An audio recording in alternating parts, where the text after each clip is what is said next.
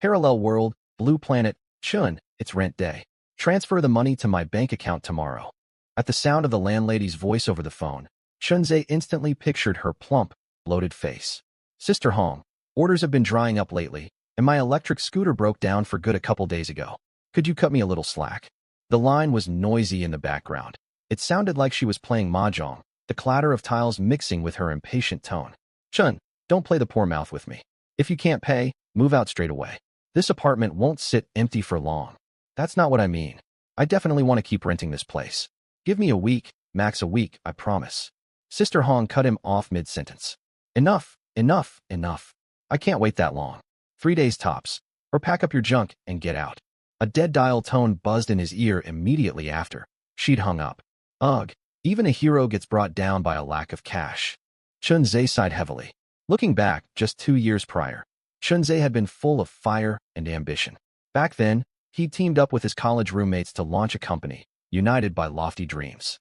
Working side by side, they'd watched their business thrive and expand rapidly. But human hearts were unpredictable, and fate's twist struck without warning. Chunze never imagined he'd misjudge those he'd called brothers. The pals who'd sworn lifelong camaraderie with him had secretly colluded with outsiders to weave an elaborate trap. In a meticulously plotted scheme, corporate assets were embezzled, operations sabotaged, and the firm crumbled like a collapsing skyscraper. Worse still, he was saddled with crippling debt, landing him in this miserable predicament. Those heartless bastards, I'll settle this score with them sooner or later. Chunze clenched his fists, seething with the urge to tear those scumbags limb from limb right then and there. Yet at this moment, he could barely put food on the table. Revenge was nothing but a distant fantasy. I'd better head out and hustle more deliveries. He pulled on his bright yellow delivery uniform and prepared to leave, when a frigid mechanical voice boomed inside his head. Data scan complete. Global population threshold reached. Universal Fortress survival commences now. What the hell? Are aliens invading? Before Chunze could process the shock, the mechanical voice spoke again. Welcome to Universal Fortress survival game. This game belongs to all humanity, and it is your chance to ascend to godhood. Listen closely to the rules below. Every player may select one property as their starting fortress. It can be any real estate registered under your name, or you may opt for a random assignment from the system. Every fortress contains a fortress core, its absolute heart. If the core is destroyed, the entire fortress will collapse completely. Each night, you will face attacks from natural disasters, man-made catastrophes, zombie hordes, and other monsters. Successfully fending off assaults grants resources and rewards to upgrade your fortress and boost your personal stats. Special events will activate periodically. Completing these events earns rare items or powerful abilities, yet they carry extreme danger. Prioritize your safety at all times. The world outside your fortress is lethal, yet rich with resources.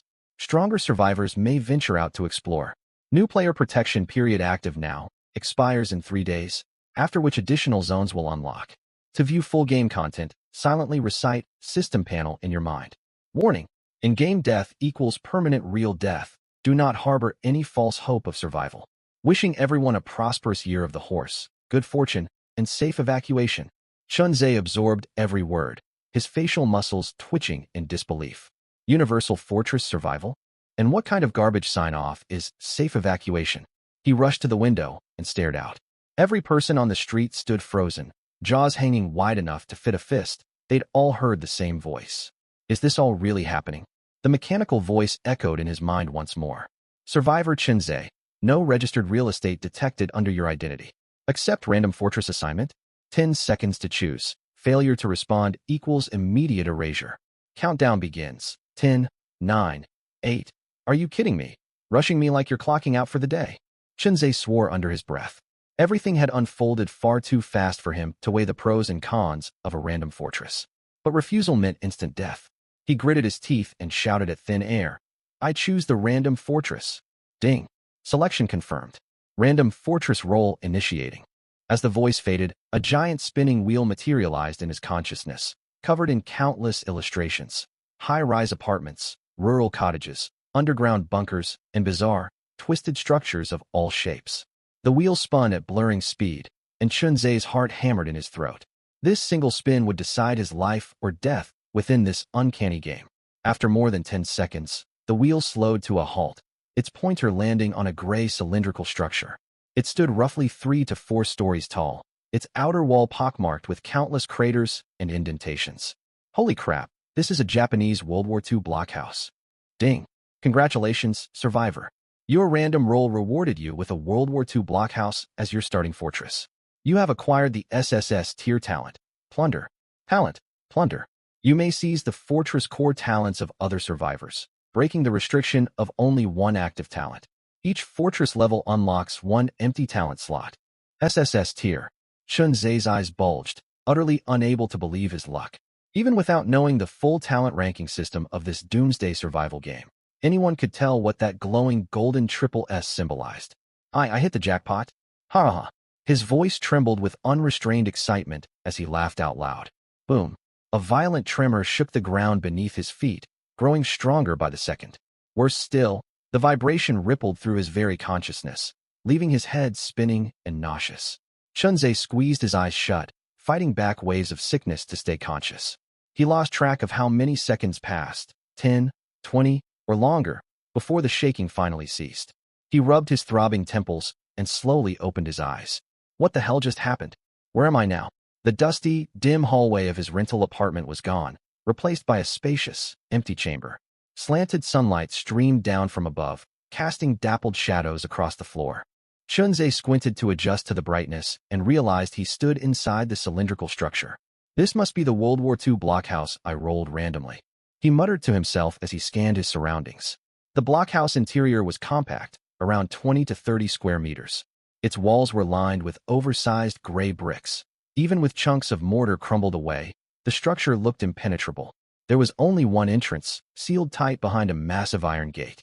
A dozen firing slits lined the surrounding walls, letting faint streaks of daylight filter in to keep the chamber from total darkness. Chunze walked to the iron door and shoved hard. It did not budge an inch. He still had no full grasp of what this fortress survival game entailed. Yet one truth was certain: staying safe came first.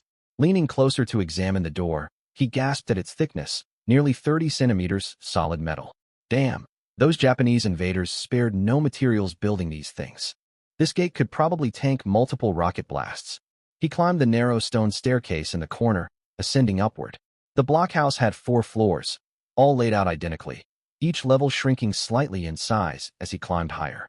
The first 3 floors were completely bare, filled only with dust and tangled cobwebs in the corners. No usable supplies anywhere. Disappointment weighed on Chunze's heart.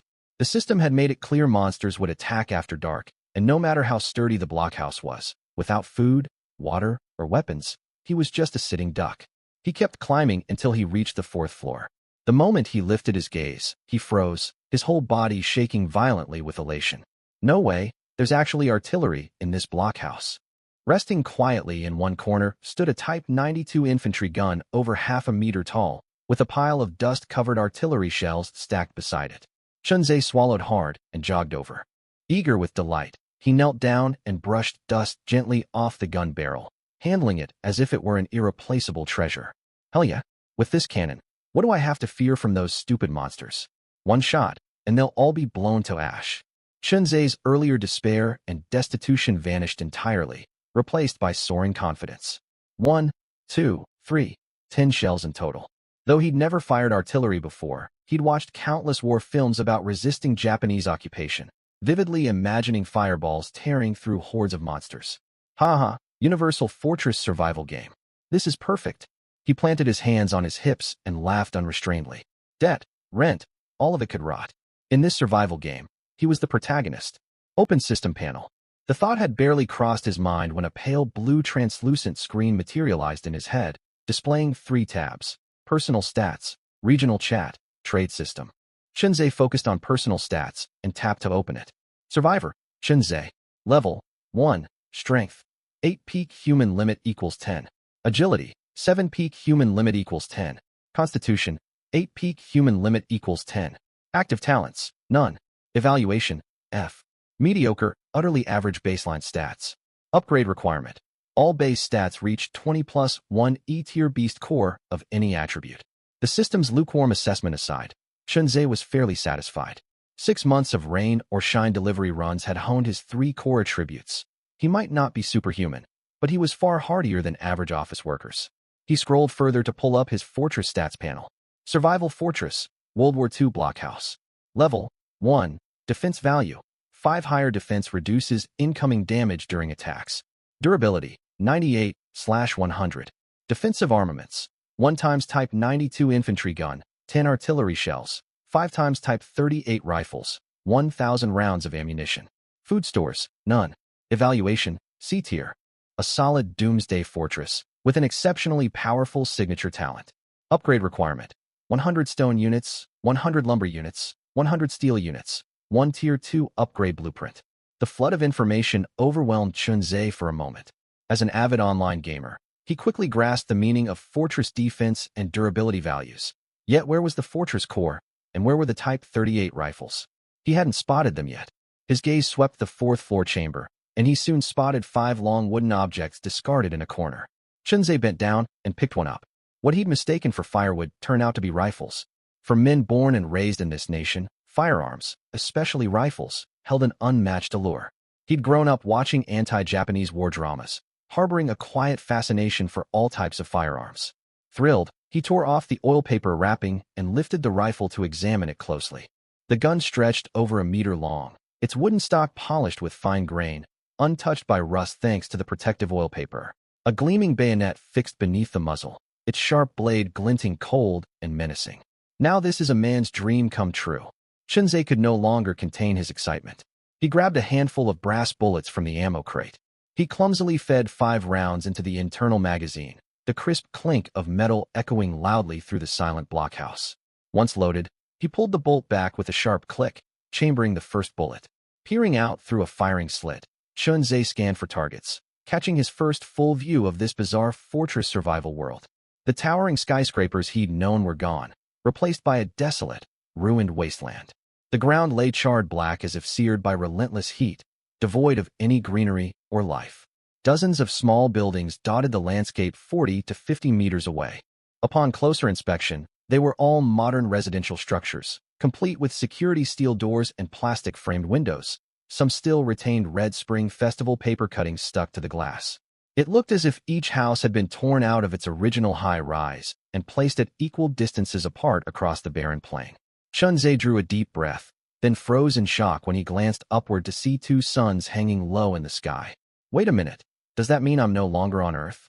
Lost in his swirling thoughts, he heard a faint creak from the nearest residential building. Creak. Chunze tensed instantly, gripping the rifle tight and aiming the barrel at the cracked doorway. The door only gaped open a narrow slit, and he could make out a figure peering cautiously out from inside. After a moment, the person seemed to detect no immediate danger and dared to poke their head fully outside. The man stood around 165 centimeters tall, with a stout frame and a shiny bald crown. Chunze's eyes widened the second he recognized his face. Hey, that's the guy who lives next door to me. What's his name again? Yang Wei. Chunze had rarely interacted with his neighbors, yet Yang Wei's wife stood out. Young, strikingly beautiful, so mismatched with her portly, bald husband that passers-by often mistook them for father and daughter whenever they left the apartment complex, her always dressed in flashy, fashionable outfits. Are all our starting fortresses placed according to our original residential locations? Chunze frowned and continued watching below. Yang Wei scanned his surroundings warily, then flinched backward the moment he spotted the towering blockhouse, clearly terrified. Good God, what is that huge structure? A blockhouse? Yang Wei gaped, unable to tear his eyes away. Is that another survivor's fortress? Compared to that massive tower, my tiny apartment feels worthless. The gap between us is insane. In mere seconds, envy and jealousy surged through Yang Wei's mind. His line of sight could not make out Chunze hidden behind the firing slit, yet he sensed someone watching him from above. Hey brother up there, are you a survivor too? Yang Wei shouted at the top of his lungs. His yell rippled across the wasteland like a bomb hitting still water. From his elevated vantage point, Chunze watched 7 or 8 nearby buildings stir with movement. Familiar faces peeked out from windows. Bolder residents cracked their doors open to stare toward the blockhouse. They spotted Yang Wei and the imposing tower, and once they confirmed no immediate threat, people trickled out of their homes and began walking toward the blockhouse. Chunze said nothing, merely standing in the shadow behind the firing slit to observe the crowd. He recognized several faces down below: Lei Daong, the complex security captain, Guo Changjun, the property manager, and unexpectedly, Sister Hong, his landlady. Humans were herd creatures. Faced with unseen, lethal danger, they instinctively craved the safety of a crowd. More people heard the commotion and converged around the blockhouse, swelling the group to over 20 survivors. Neighbors, is this some kind of supernatural event? A 20-something young man asked. At this point, how can you still doubt it? I think we've all been pulled off Earth. Another man gestured up at the twin suns overhead. I just wonder how strong those monsters the system warned about are. Will our regular apartments even hold against them? A heavy silence fell over the crowd. After a long pause, property manager Gua Changjung broke the quiet first. In his 40s, Gua had ties to local underground gangs back in the day, using his connections to land the property manager position for Jinxiu Longwan residential complex.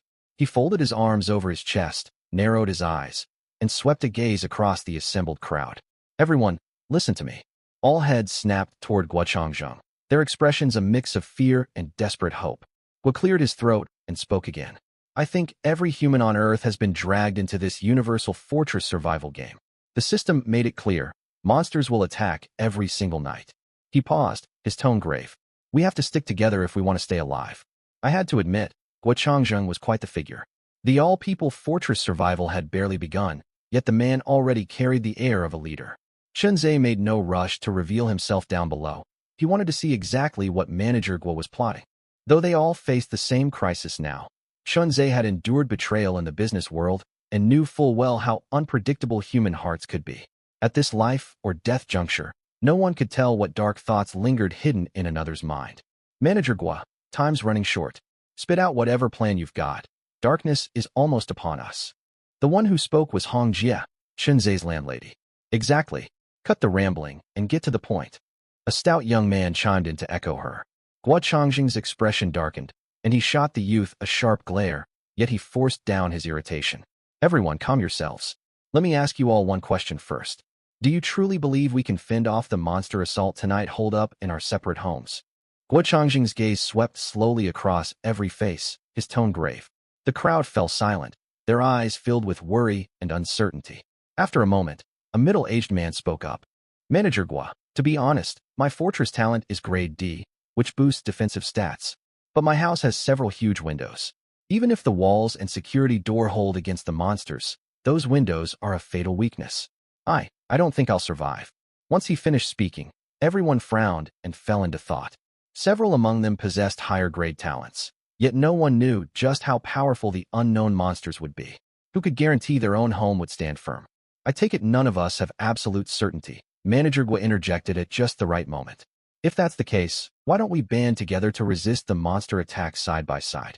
His words sparked an immediate buzz among the crowd. Join forces? But where would we all live? What about our original houses? Right? I spent over $1 million on my place, and I still owe more than $400,000 on the mortgage. Are you daft? This is the end of the world. Who's going to come collect your mortgage payments? If we abandon our homes, once the monsters destroy them, we'll be left homeless, relying on others forever. It was that same heavy-set young man who voiced dissent, his hand drifting unconsciously to his chest, as if clutching something precious there. If that's how it's going to be, I'm sitting this out. With that, the stout boy turned to leave. No fool among them missed the weight of his words. Band together to fight monsters? Even if they survived, wouldn't they become subordinates, forced to kowtow to whoever owned the fortress? If the fortress lord took offense someday, they could be expelled instantly through the fortress heart. Chunze let out a cold chuckle from his vantage point. That old fox Gua is shrewd as they come. Under the banner of unity, he's just trying to seize control of the situation. It was only when he'd seen the stout youth's gesture that he'd noticed it himself. Somewhere along the way, a necklace had appeared around his neck, strung with a translucent gem the size of a pigeon's egg, shimmering brightly. He channeled his consciousness into the stone and instantly understood. This gem was the fortress heart. Whoever held it owned the fortress, with full authority to cast out anyone inside at will. Lu Mao, are you deliberately stirring up trouble? Manager Gua hasn't even finished speaking, and you're already disrupting everything. Lei Daong, the security captain, blinked and jabbed a finger at the stout boy's nose, looking ready to throw a punch at any second. Gua Changjung held up a hand to calm Lei Daong, then fixed a mild gaze on Lu Mao. Xiao Lu, I know you have reservations, we all do. But if we don't stand united at this critical moment, we've got no hope of surviving. His speech was airtight. If Lu Mao walked away now, everyone would brand him a saboteur of their unity. All eyes locked onto him, and Lu Mao spoke up. Don't try to guilt-trip me, Lao Gua. I'm fine with us banding together, but we need a fortress big enough for everyone, and I get to hold the fortress heart. Guo Changzheng did not grow angry, only smiled faintly. Naturally, if we're all surviving together as one, everyone gets a turn holding the fortress heart. We'll pass it around, so each of us gets to be the fortress lord. Most of the crowd nodded in agreement at his words. Only a handful frowned, lost in thought. It made sense, just take turns with the fortress heart. If they were all in this together, they had to trust one another. It sounded like a perfect solution. From atop the watchtower, Chunzhe let out a scoff. Guo Changzheng was a master manipulator. His proposal sounded fair on the surface, yet it hid malicious intent beneath. Leaving aside the endless chaos rotating ownership of the heart would create, he could easily leverage his influence to seize permanent control at any point. By then, everyone would already be trapped with him, stripped of their own homes, helpless lambs waiting to be slaughtered. Chunzhe watched the crowd's decision with nothing but detached amusement. There was no way he'd ally himself with these people. Does everyone approve of my plan? Guo Changzheng scanned the surrounding crowd, making no rush to continue speaking. Hong Jie, ever the impatient sort, cut right to the chase. Sounds good to me. But whose fortress are we moving into? Guo Changzheng smiled, tilted his chin slightly, and nodded toward the watchtower. There's a ready-made one right there. Every head turned to follow his gesture, their gazes landing on the distant stone watchtower. Yang Wei was the first to voice approval. Brilliant. That tower looks rock solid. If we move inside, those monsters will never break through. Manager Gua thinks of everything. It's 4 or 5 stories high, easily enough space for dozens of us. Perfect choice. Lei Daong, the security captain, seconded him. Somewhere along the way, 2 or 3 young men had gathered beside him, former members of the security detail who'd rushed over at the commotion.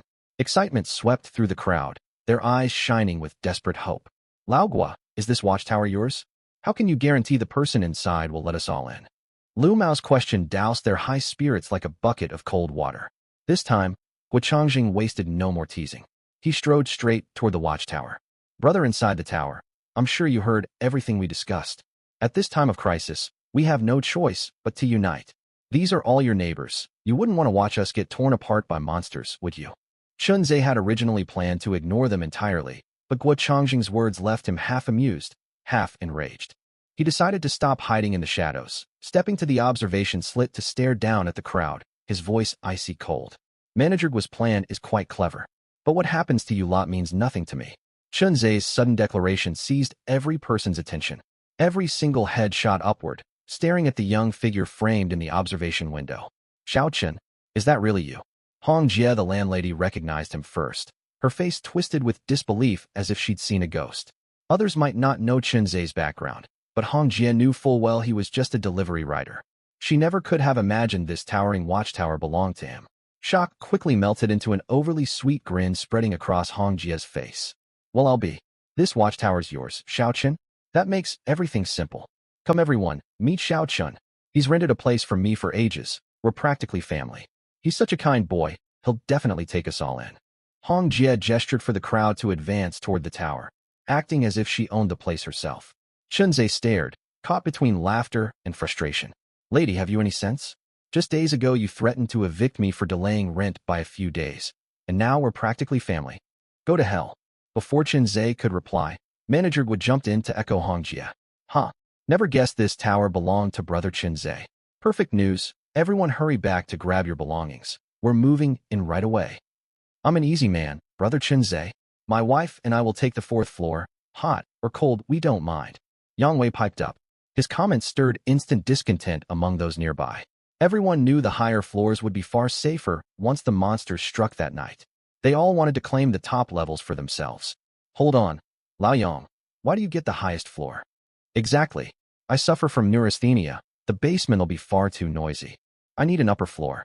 Cut the nonsense. I've got 3 kids. We're taking the top floor. Shouting erupted as they all argued, each fighting to claim the safest spot for their own family. Watching the chaotic brawl, Chunzhe lost the last shred of his patience. He let out a cold laugh and spoke sharply. Are all of you out of your minds? When did I ever agree to let any of you inside? Get the hell out of here. Silence crashed over the crowd for a split second, every person frozen dumbfounded. Then chaos exploded anew. An elderly woman with snow-white hair pushed through the throng. pointing a trembling finger at Chunze. Young man, how can you say such a thing? We're all from the same complex. Now that disaster's fallen on us, why won't you lend your neighbors a hand? Must you be so stingy, right? If we all stick together, you'll be safer too. Yang Wei quickly added his support. Guo Changjing held back from speaking, studying the young man above. He judged Chunze inexperienced and easy to manipulate. He raised a hand to quiet the crowd before addressing him again.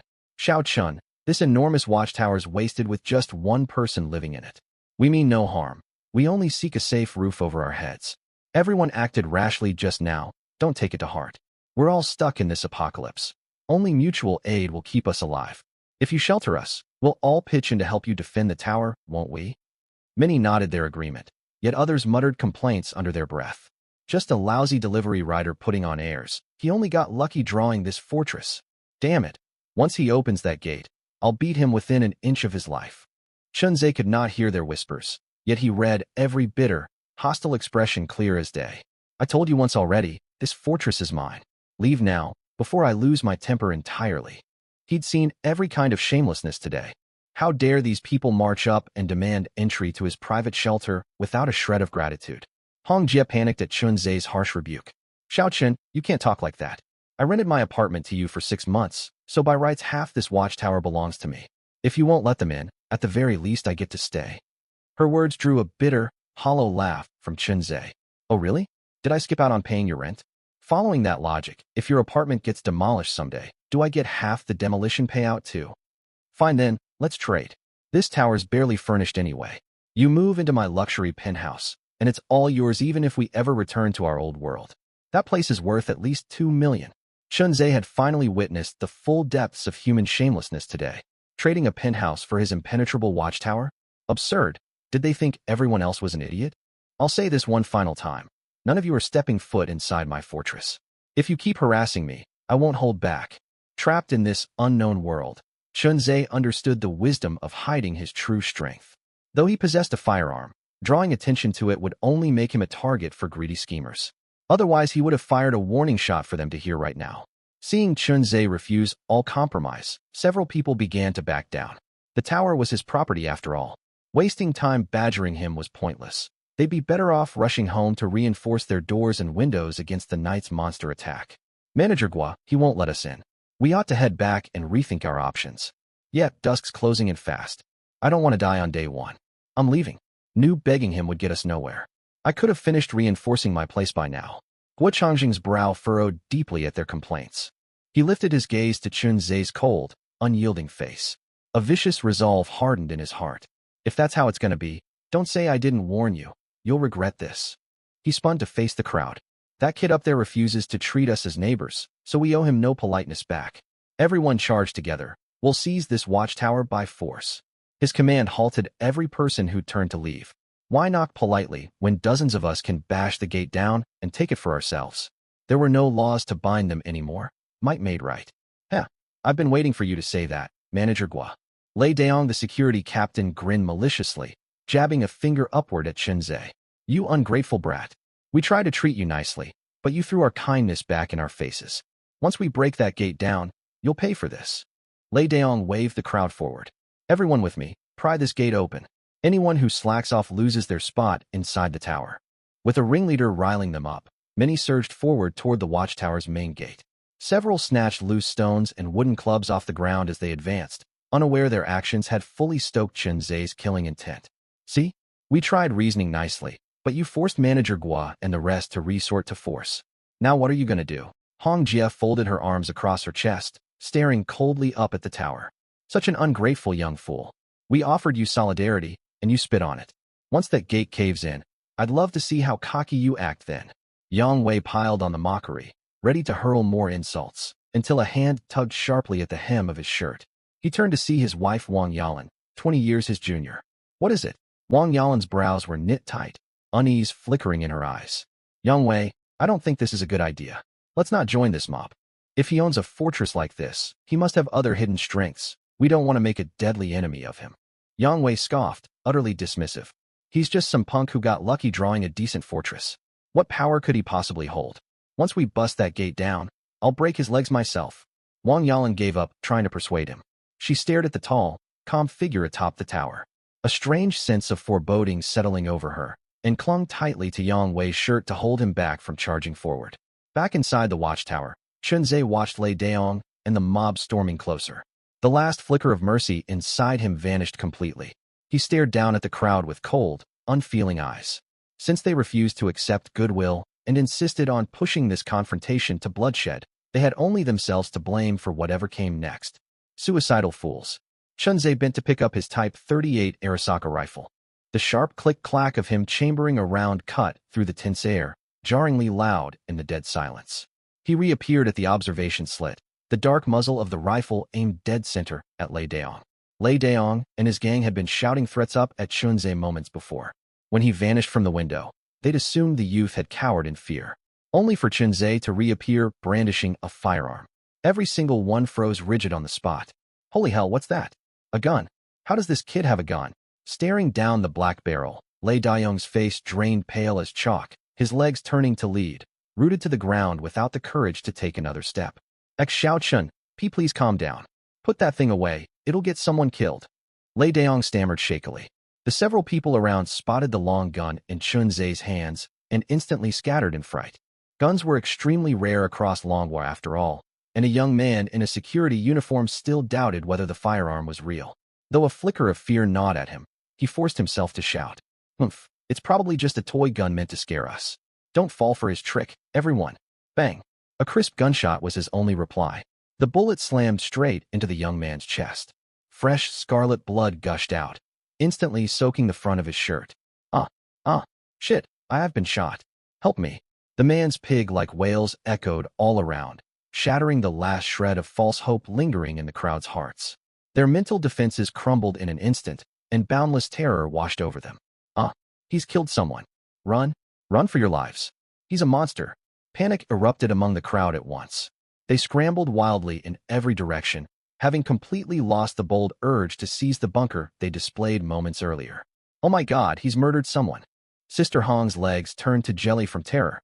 She scrambled and crawled toward Yang Wei's house. But just as she nearly reached the door, the security door slammed shut with a bang, leaving no room for her to slip inside. You damned Yang Wei. I hope you're impotent for the rest of your life.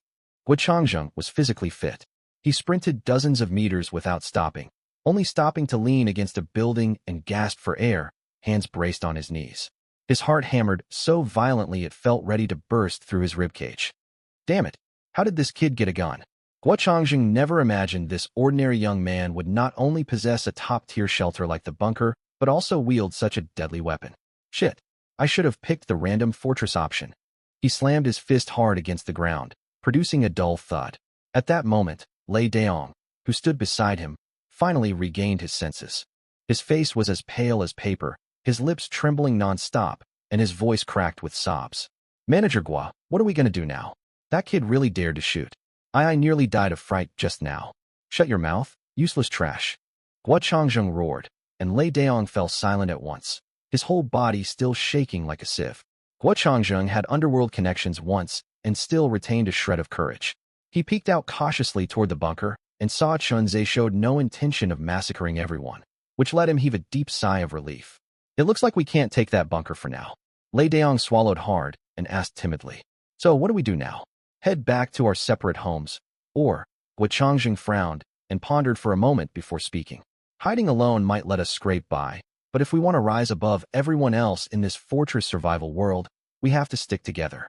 He glanced toward the bunker, narrowed his eyes, and went on. That kid does have a gun, but I refuse to believe he has infinite bullets.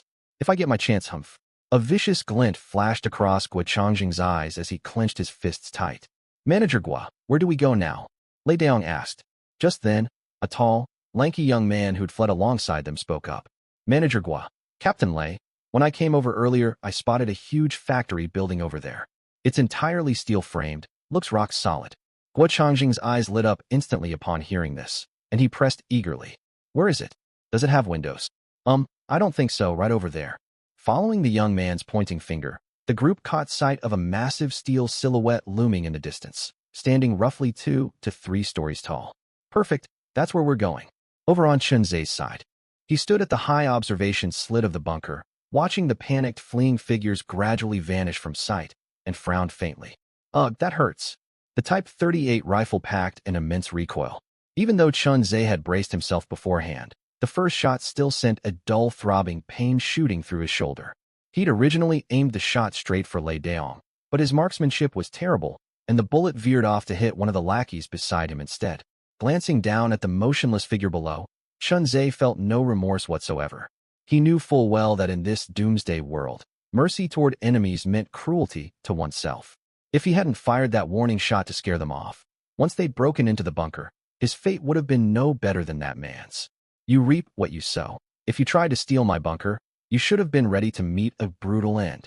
Muttering to himself, Chun-Zhe resolved to study the system interface while daylight still lingered. The mob had interrupted him earlier, and he'd barely scratched the surface of the system's many functions.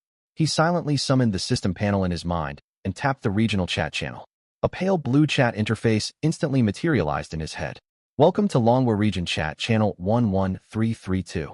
Current online users, 96,743/100,000.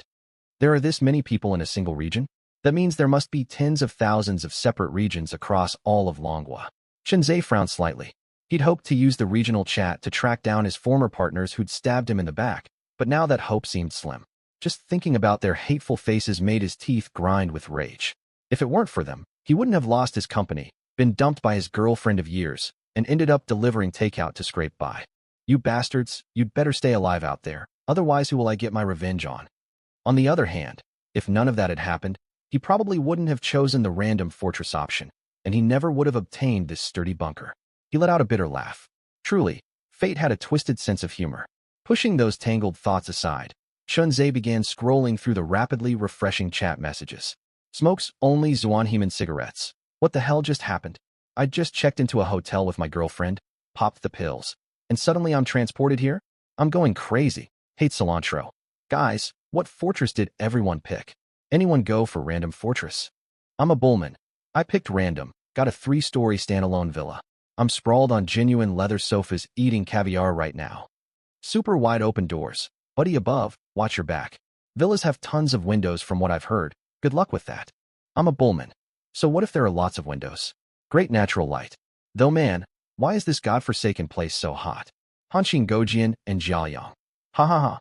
Enjoy that natural light. Let's see how optimistic you are when monsters come at night. Feifei loves dancing, trading designer handbags for food. Guys who have supplies, add me as a friend or list them on the trade market. No seats left. Grade A talent shelter looking for a female roommate. Must have a great figure and cute face. DM if interested. The chat channel was flooded with all kinds of chatter. Beyond casual banter, most messages were pleas for help, trade offers, or scattered survival tips. Chun-Zhe skimmed quickly, finding little information of real value. He opened the trade system, and dozens of buy requests popped up at once. 10 packs of Little Raccoon instant noodles for any weapon, axes, hammers, baseball bats, all fine. 10 bottles of mineral water in exchange for trauma medicine. Online waiting, urgent.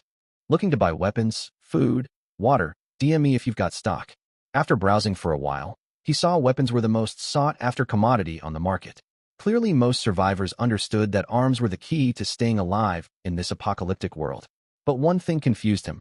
Why was every trade barter-based? Didn't this advanced system have a unified currency?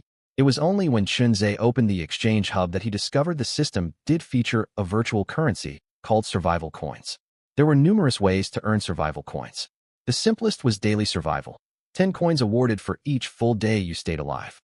You could also gain coins by killing attacking monsters and wild creatures. Additionally, completing achievements and special events granted survival coin rewards as well. No wonder no one trades with survival coins. Even the easiest way to earn them requires killing monsters.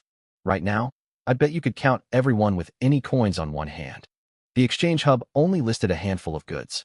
Ordinary drinking water, it'll quench your thirst. No guaranteed stomach comfort. 5 survival coins per liter, high-protein energy bar, rest assured. No bug ingredients. 5 survival coins per bar.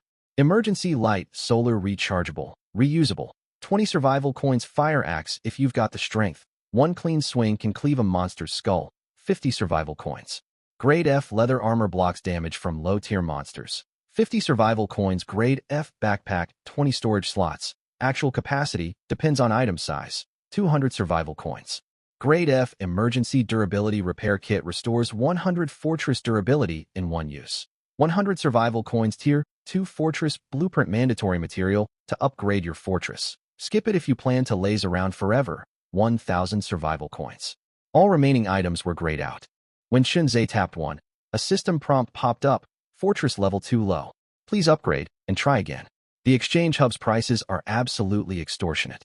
After all, scraping through an entire day of survival only earned a measly 10 survival coins, barely enough for 1 liter of water or a single energy bar. The system was practically forcing people to hunt monsters. This backpack's pretty decent, though. Chunzhe nodded faintly. He couldn't stay cooped up in the bunker forever. Whether gathering supplies or hunting wild bosses out in the wilderness, a large capacity backpack would be indispensable. Without any survival coins on hand, he couldn't buy anything from the exchange hub for the time being.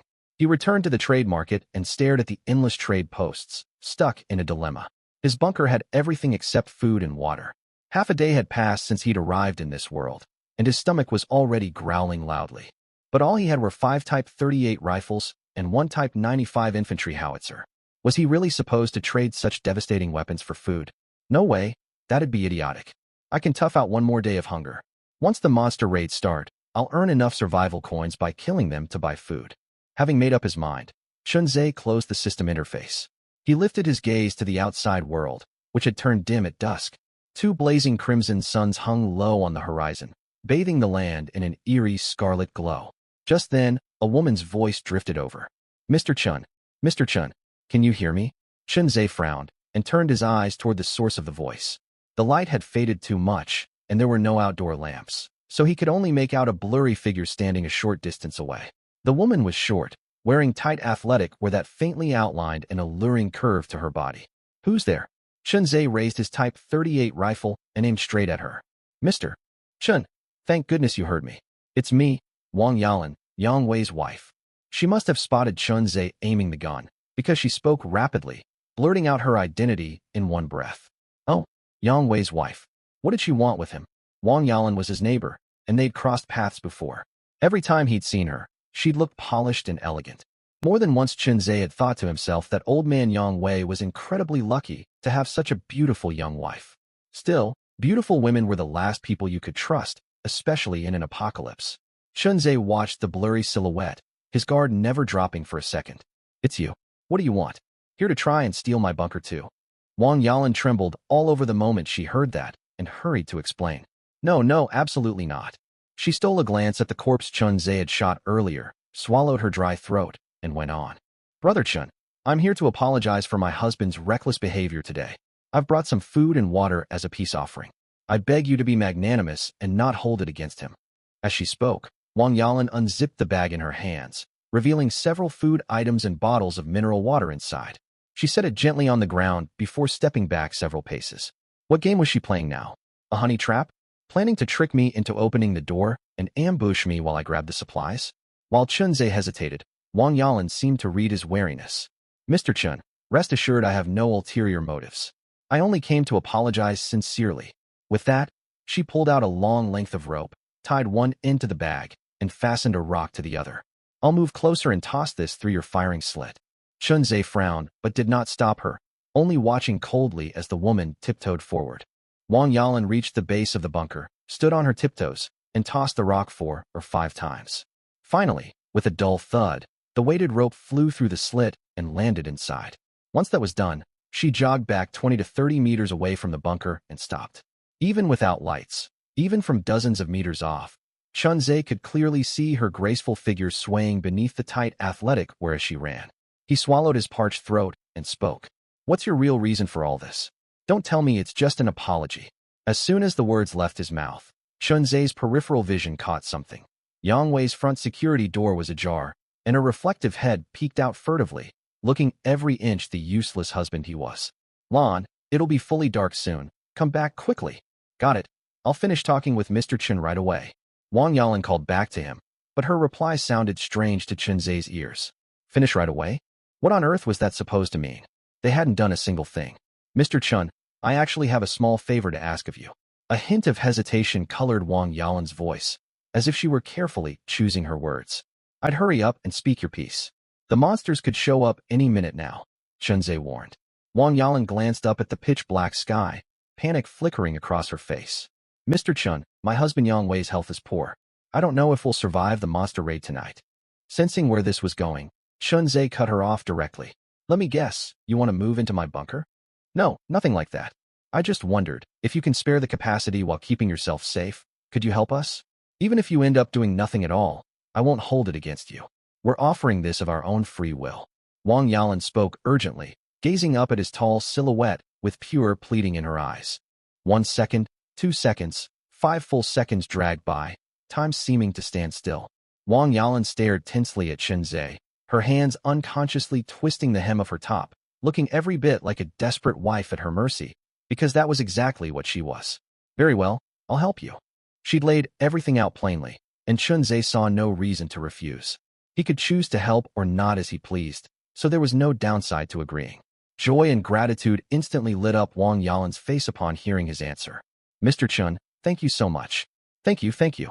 I'll head back home now. With that, Wang Yalan turned and hurried toward her house, her hips swaying enticingly with every quick step. What a smart woman, Chunze muttered, heading downstairs and hauling the sack up into the blockhouse using the rope. The sack held barely any proper meals, only snacks, way-long spicy strips, kiss-burned chili cakes, caterpillar-shaped sweetbread, and beef jerky. These must have all been Wang Yalan's usual treats. Chunze wolfed down most of them in one go, then chugged 2 bottles of water. Only then did his stomach stop churning uncomfortably. Man, nothing beats a full belly. He stretched lazily, a wave of drowsiness suddenly washing over him. Just then, his gaze drifted through the firing slit, and he froze at the bizarre sight unfolding outside. Countless streaks of crimson light surged toward him like a tide, flickering and dancing in the dark as if a horde of ghosts risen straight from hell. Chunze's heart clenched tight. They're here. The monsters are coming. There were no lights to see by. He could barely make out their silhouettes in the moonlight, all of them human-shaped. Crash! The sound of shattering glass cut through the night, followed by a man's terrified scream. Zombies! They're zombies. A flashlight flickered to life inside a nearby house, illuminating a horrifying, twisted face. The zombie's features were contorted, its eyes wide and empty, yet blazing with unbridled ferocity. Stinking, slimy saliva dripped from its jaws, and its skin was a sickly ashen gray covered in festering sores, bones peeking through the flesh in places. Its hands resembled eagle talons, long black claws reaching straight for the man. He scrambled away in terror, the claws scraping harshly against solid concrete, sending showers of sparks flying. Hiss! Chunze sucked in a sharp breath, goosebumps bursting out all over his body. Damn it all, it's only the first night. How can they already be this strong? Before he could think further, a scraping noise echoed up from below, zombie claws raking against the iron gate. Screech, scratch, screech, scratch. The ear-splitting sound felt like each scrape was tearing at his heart, making him shudder violently. Right then, the system alert chimed. Ding! Your shelter is under attack. Monitor your shelter durability at all times. Chunze quickly pulled up the system interface and opened his Fortress stats panel. The blockhouse's durability had already dropped to 95. He watched closely and saw that every scratch from the zombies against the walls or iron gate chipped away care, falling 1 point roughly every 10 hits. In the split second he'd wasted checking the stats, durability ticked down another notch.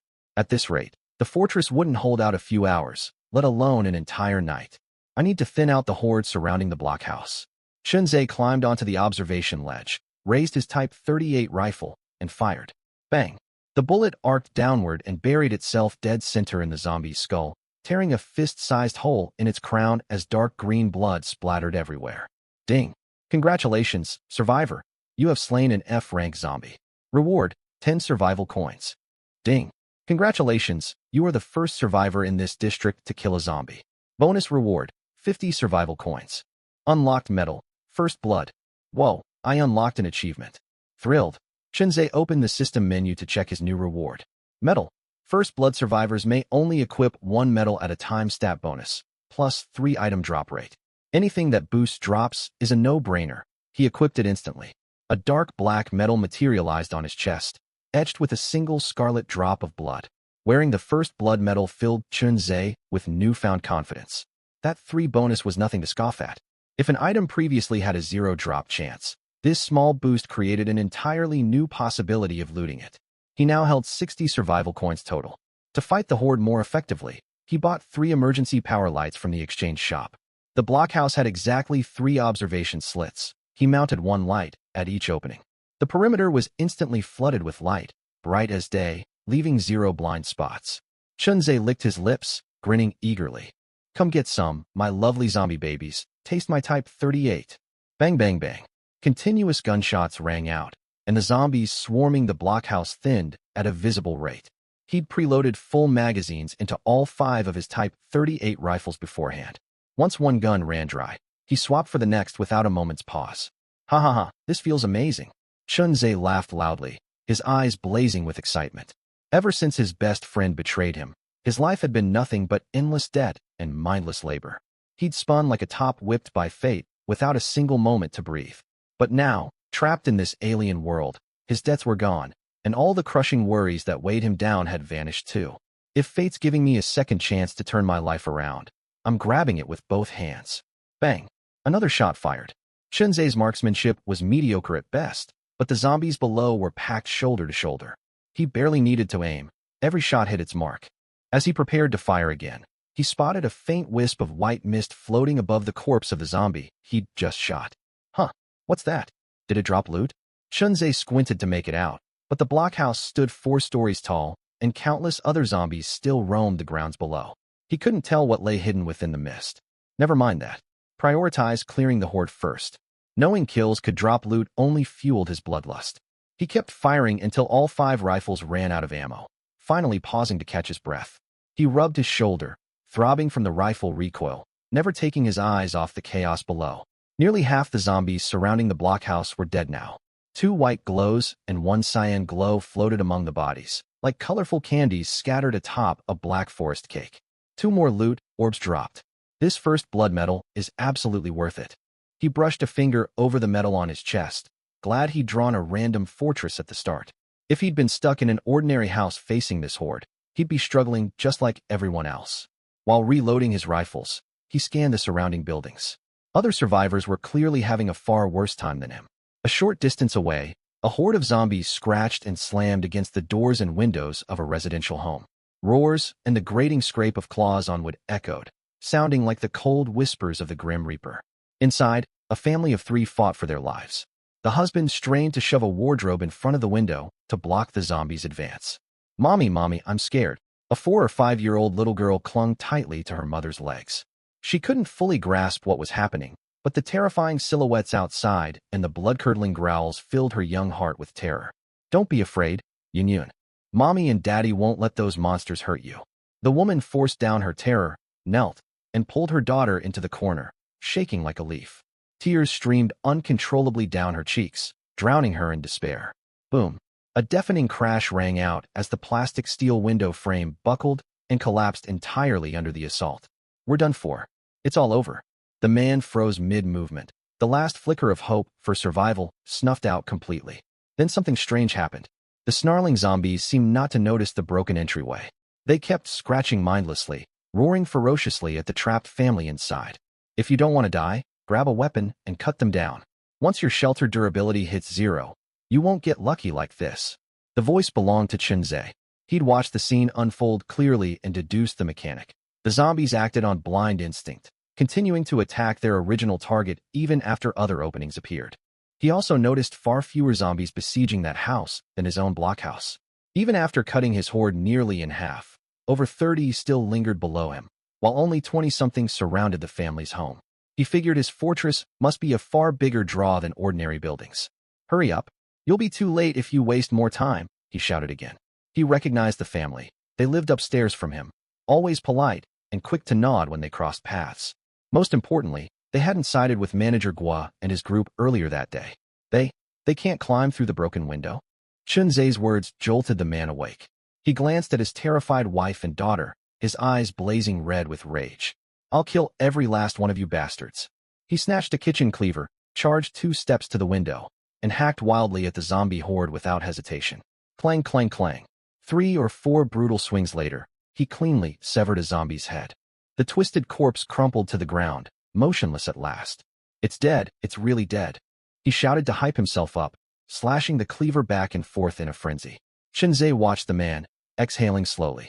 Whether they live or die is up to them now. He knew better than to play the hero in this twisted fortress survival game. He'd already gone out of his way to warn them. That was more than enough kindness.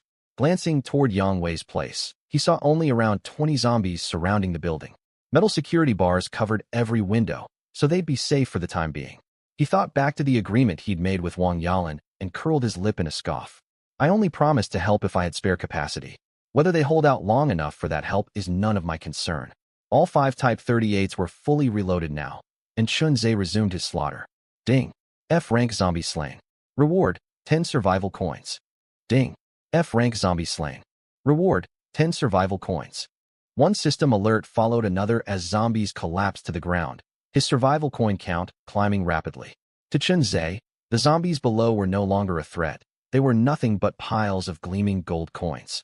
While one man prospered, another drowned in despair. Dozens of meters away, the atmosphere inside Yang Wei's apartment had turned ice cold. Lan, you promised that Qingai would help us. Why hasn't he shown up yet? Yang Wei paced frantically, staring at the fortress panel as his sheltered durability plummeted. Unlike Chunzei's sturdy blockhouse, Yang Wei lived in a standard apartment with a base defense value of only 2. The zombie assault had already worn durability down to 38. The barrier would crumble any minute now. I knew that man couldn't be trusted. He took all our supplies and won't lift a finger to help. Wang Yalan huddled trembling in the corner, terrified by the snarling zombies outside. Still, she frowned sharply at her husband's bitter complaints. Yang Wei, this is a life or death situation. Instead of figuring out how to fight these zombies off, you pin all our hopes on a stranger. Are you even a man? The words struck a raw nerve, stinging far deeper than an ordinary insult. For Yang Wei, they carried an ugly, accusatory undertone. What did you just say, Wang Yalan? Who do you claim isn't a man? Yang Wei flew into a rage like a cat whose tail had been stepped on. You shameless woman, tell me the truth. Are you tired of being with an older man, and now you want to throw yourself at that young punk? He cut her off before she could explain, screaming loud enough to drown out the zombies' roars. I knew it all along. I saw you exchanging secret glances with that Chen creep, plotting something behind my back. You said you struck a deal with him. You two must have hooked up ages ago. How could you betray me like this? You were just a girl from some remote mountain village, and I fed you, clothed you, paid for your schooling. Now you turn around and say I'm not a real man. Wang Yalan seethed, hot tears welling up in her eyes. You're completely unreasonable. Zombies are right outside our door. We could die any second, and you waste time spouting this nonsense. Nonsense? Humph. When you blocked me from confronting him earlier today, I wondered how you knew that kid had hidden tricks up his sleeve. Turns out you two were colluding all along. Yang Wei lunged forward and grabbed Wang Yalan by the throat, his hand shaking from the force of his grip. Shameless woman, if I hadn't called out to you just now, would you have run straight to that boy's blockhouse to stay with him? Speak. Answer me. Wang Yalan gasped for air as her airway closed, yet she did not struggle. Her eyes held only endless disappointment. This very man had supported her selflessly for over a decade, lifting her out of a remote mountain village to receive an education and live a life she'd once only dreamed of. She'd always been grateful to him, and even after learning of his infertility, she'd married him without complaint. Now, at the brink of death, he accused her of betrayal. Being torn apart by zombies might be a kinder fate than this humiliation. The thought sent tears streaming down her face, dripping onto Yang Wei's arm. The burning tears jolted Yang Wei back to his senses. Staring at his wife's devastated, hopeless expression, memories of their life together flashed through his mind, hammering his heart like a sledgehammer. More importantly, if he strangled Wang Yalan to death, Chunzei would never lift a finger to save him, and the zombies would tear him to shreds without mercy. His grip loosened instantly. Wang Yalan collapsed to the floor, gasping raggedly, her gaze hollow and empty as if her soul had been torn from her body. Yang Wei stared at his trembling hands, consumed with remorse. He'd lost his temper completely. Thank God he hadn't killed her, or he wouldn't survive the night. Lan, I'm a monster. It's all my fault, all my fault. He dropped to his knees and crawled toward her. When he saw her face ashen, refusing to spare him a single glance, he began slapping himself hard across the cheeks. Smack, smack, smack. I'm sorry, Lan. I flew off the handle. I'm so sorry. Tears and snot streamed down his face as he beat himself. Wang Yalan watched, her heart softening despite everything. But she knew deep down that whether she survived the night or not, any affection between her and this man was gone forever. Enough. Wang Yalan cut him off. Her voice was quiet, yet cold and resolute. She pushed herself shakily to her feet against the wall and walked toward the kitchen. When she returned, she held two sharp cleavers in her hands. Lon, what are you doing? Those are zombies. If they scratch or bite you, you'll get infected. It'd be worse than death. Yang Wei cried out in alarm. In his eyes, his gentle, obedient wife had never displayed such ferocity before. Wang Yalan shot him a cold, dismissive glance and let out a bitter huff, filled with contempt. All old feelings were dead and buried. From this moment on, she would fight to survive only for herself. Without hesitation, she raised one cleaver high and hacked at the nearest zombie pressed against the window. Squelch! The blade buried itself halfway into the zombie's skull, dark green blood gushing out instantly. Roar! The creature did not drop dead immediately. Its murky eyes locked onto Wang Yalan, its massive jaws snapping and howling, reeking of rot and decay. Wang Yalan stumbled backward, nearly losing her grip on the cleaver lodged in its head. I can't let fear drive me away. I have to live. She roared the thought silently, tightening her grip on the handle. She pushed hard against the blade, yanking it free from the zombie's skull using the counterforce of her legs. The zombie spotted its escaping prey and swiped its claws toward her, but it moved sluggishly, its brain crippled by the deep wound. Note: the zombies in the early chapters come across as somewhat formulaic walking corpses. As players progress through the Fortress survival game, zombies will gradually grow swifter, gain greater intelligence, and even develop superhuman abilities. Its wild swipe lacked any precision at all, overexerting itself threw its body off balance, and it toppled straight through the window into the room. We're done for. A zombie's inside. The same terrifying thought flashed through both Yang Wei and Wang Yalan's minds. If the creature had only been on the other side of the waist-high wall, they might have held it off by virtue of the terrain. But now that it had breached the room, they would be forced into brutal hand-to-hand combat. One wrong scratch or bite would spell catastrophic consequences. Run. Yang Wei reacted in an instant. Without a single glance back at Wang Yalan, he scrambled and crawled toward the bedroom, the last line of defense in the entire space. Bang! The bedroom door slammed shut hard, followed by the faint rustle of the lock clicking into place from the inside. Yang Wei, haha, you really are no man at all. Wang Yalan laughed out of unbridled rage. She did not spare the charging zombie a glance. She knew she stood no chance against it. Taking down this zombie without sustaining injury would be a Herculean task even for a strong man, let alone a powerless woman like herself. Lon, don't blame me. I had no choice. If that zombie gets to us, we'll both die. I don't want to die. I still want to get back to Earth. I want to live. Blame Chinze. That's right, it's all his fault.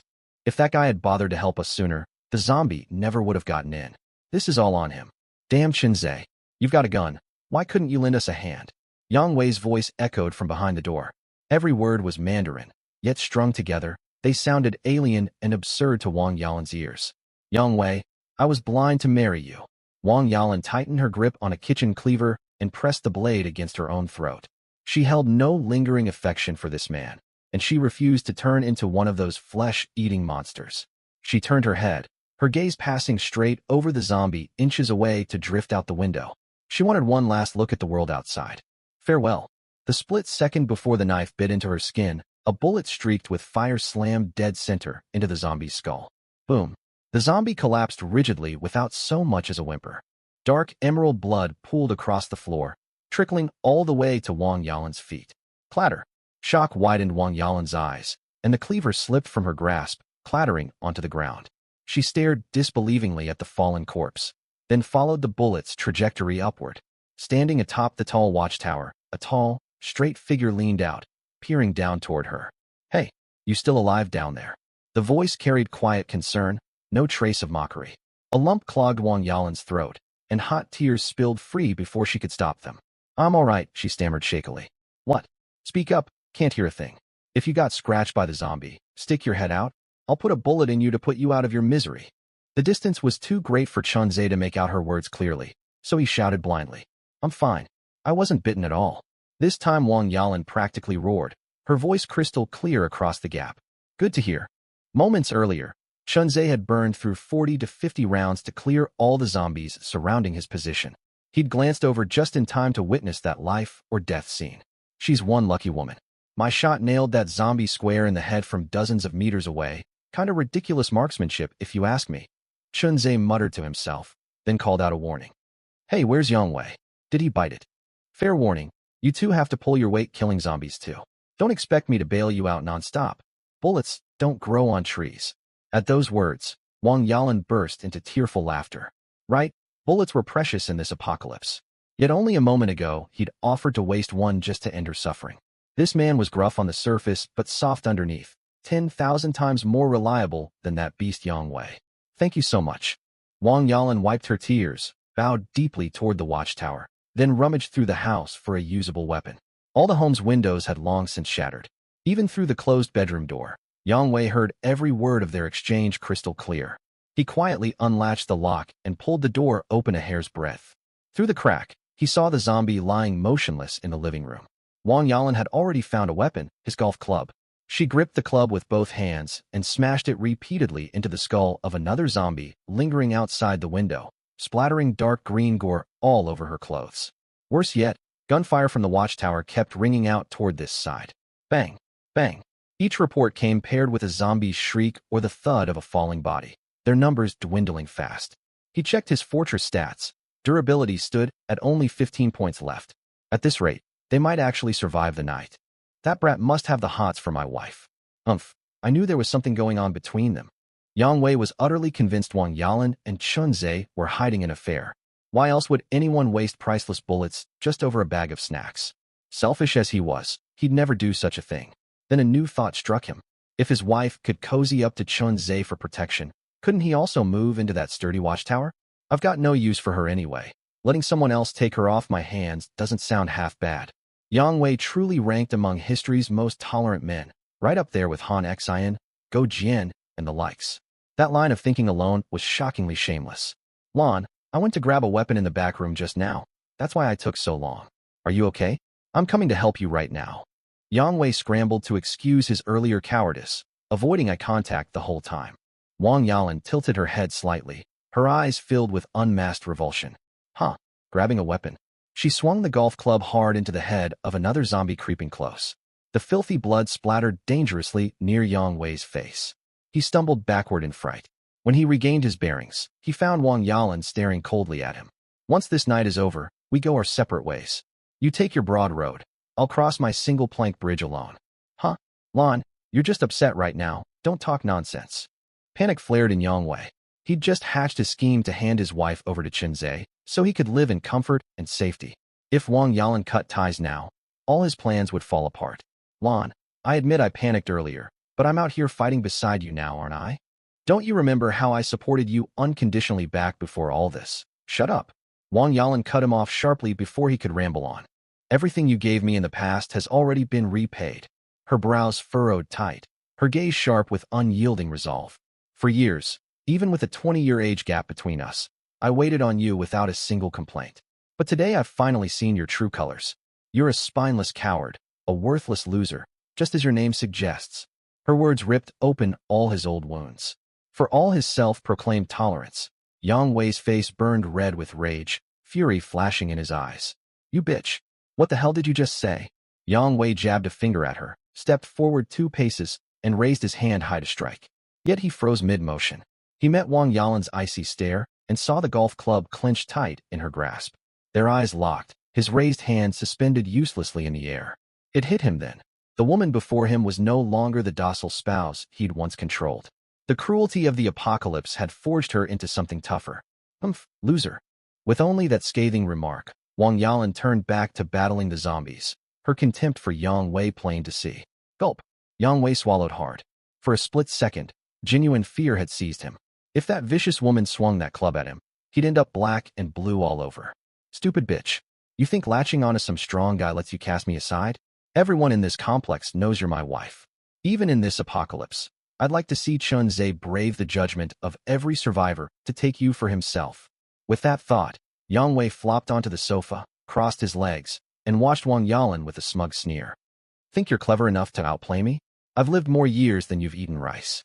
And as for Chun Zhe, if he thinks he can mess around with my wife, I'll make him pay dearly for it. Achoo! Chun Zhe rubbed his nose and muttered. Someone's talking about me behind my back. Thanks to his and Wang Yalan's combined fire, every zombie surrounding Yang Wei's house had been eliminated completely. He'd only seen Wang Yalan fighting at the window the entire time, not a single glimpse of Yang Wei. Has that old man already gotten himself killed? Shame about his pretty young wife, if that's the case. Counting the horde at Yang Wei's residence, Chunzhe had slain more than 70 zombies that night.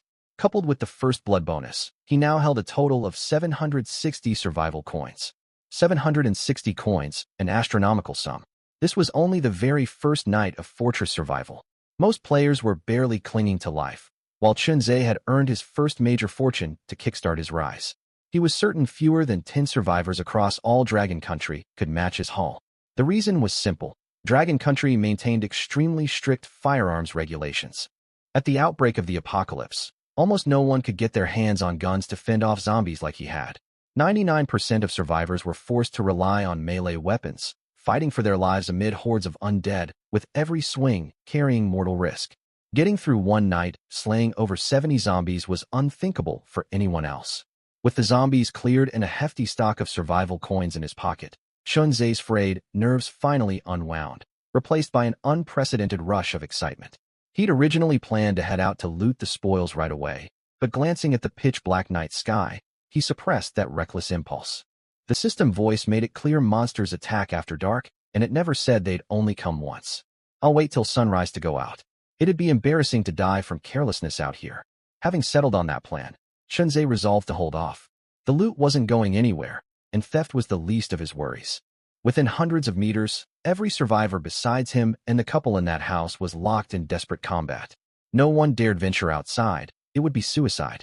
He tore open a pack of Weilong spicy strips and pulled up his system interface. Regional chat channel. Current online users, 54, 242/100, 000. Whoa, it's only midnight. Why'd so many people drop offline? Chunzhe's heart sank at the plummeting online count. Those missing players were almost certainly dead. He scrolled through the channel messages. Minotaur bro, guys, how many zombies are swarming your fortresses? I've got 30 to 40 of them surrounding mine. Little eel catcher, our hideout's a basement. Only 7 or 8 zombies outside, but our durability's tanking fast. Any guy got an emergency repair kit to trade? Whirlwind Kid, begging for coins. I've listed everything I own on the trade market. Any high-level player with spare coins, save me. Sovereign descends. Everyone, prioritize killing zombies. You can't rely solely on fortress durability to hold out. Cut down their numbers no matter what. Plain country lad, anyone send me some survival coins? My durability's almost 0. Son of heaven, huh? Why didn't you say something sooner? I sold all my belongings just to buy one emergency repair kit. Now it's useless. Compared to daytime, the chat scrolled far slower. Most survivors were still locked in combat. Those browsing the channel were only here to beg for outside aid on a last-ditch chance. That Minotaur bro guy spawned in a villa, right? Why only 30-something zombies around such a huge place? Chunzhe had previously guessed zombie numbers scaled with fortress size, but this new information told him the formula was far more complex. Could it tie to the overall shelter rating instead? He furrowed his brow. His own shelter was only rank D. Had rank D already become extremely rare among players? After mulling it over, his theory felt more and more plausible. Fortresses with different ratings draw different hordes of zombies. That balances early game fairness while leaving greater room for stronger players to thrive. If that's how it works, shelter ratings are far more critical than I thought. Chunzhe's original goal had been to upgrade his watchtower to Tier 2 as soon as possible, strengthening its defenses and unlocking more tradable supplies. Now he realized he'd oversimplified things. Simply leveling up the tower would boost its armor and durability, but his shelter rating would skyrocket alongside it. If his weapons couldn't keep pace with the stronger zombie hordes drawn by a higher rating, he'd only be digging his own grave. My top priority needs to be unlocking a fortress talent as soon as possible. Chunzhe knew his Type 38 rifle and mortar were only temporary crutches. Ammo and shells would run dry sooner or later. By contrast, the SSS-Rank talent loot was the true foundation for his long-term dominance. I need to figure out which survivors nearby hold powerful talents worth trading for.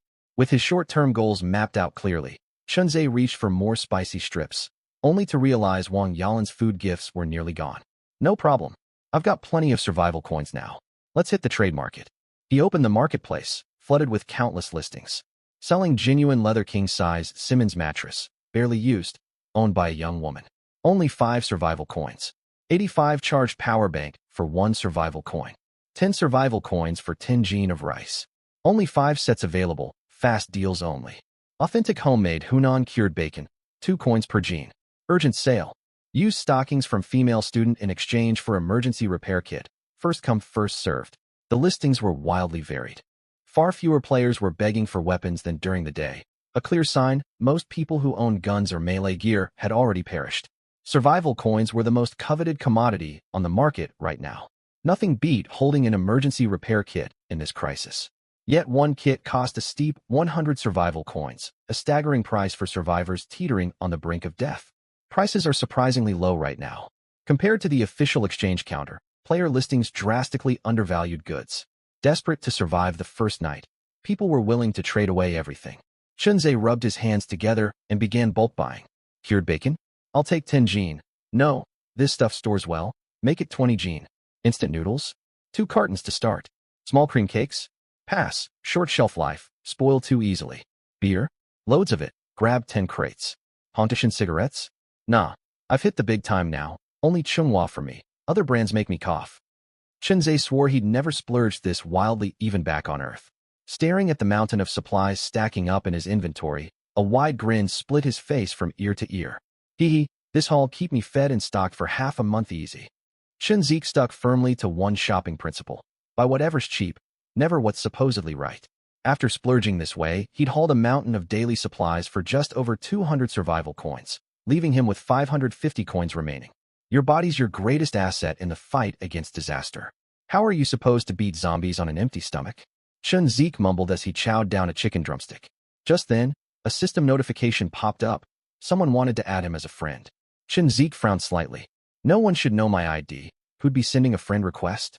He opened the friends panel and saw a request from a user named Fatty's the Absolute Boss. Fatty's the Absolute Boss? That username rings a bell. It hit him all at once. That guy was the one who'd traded him his carton of Chinese cigarettes. 5 survival coins for the whole pack if he remembered right. Was he here to back out because he'd sold them too cheap? Chunze had no intention of replying. Filling his belly was his top priority. He had no time for random strangers. Seconds later, the same friend request popped up again. Come on, can't you take a hint? He tapped accept, determined to see what this fatty guy wanted. The second the friend request went through, an instant message pinged in. Fatty's the Absolute Boss. Big shot. It's the guy who sold you cigarettes and toilet paper. You remember me, right? Chunze hadn't realized the toilet paper had also come from him. He thought for a second and shot a reply back. Magic City Li Yunlong, what's up? You got more cigarettes to sell? I've got plenty for now, don't need any. Magic City Li Yunlong was naturally Chunze's ID. As for why he'd picked the name, in this doomsday world, you needed the guts, wit, and fighting spirit of Li Yunlong if you wanted to stay alive. Fatty's the Absolute Boss. Nope. Sold all my stock to you.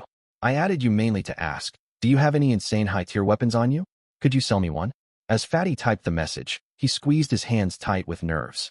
Outside his shelter, zombies scratched relentlessly against the walls, and he whispered a quiet prayer to himself.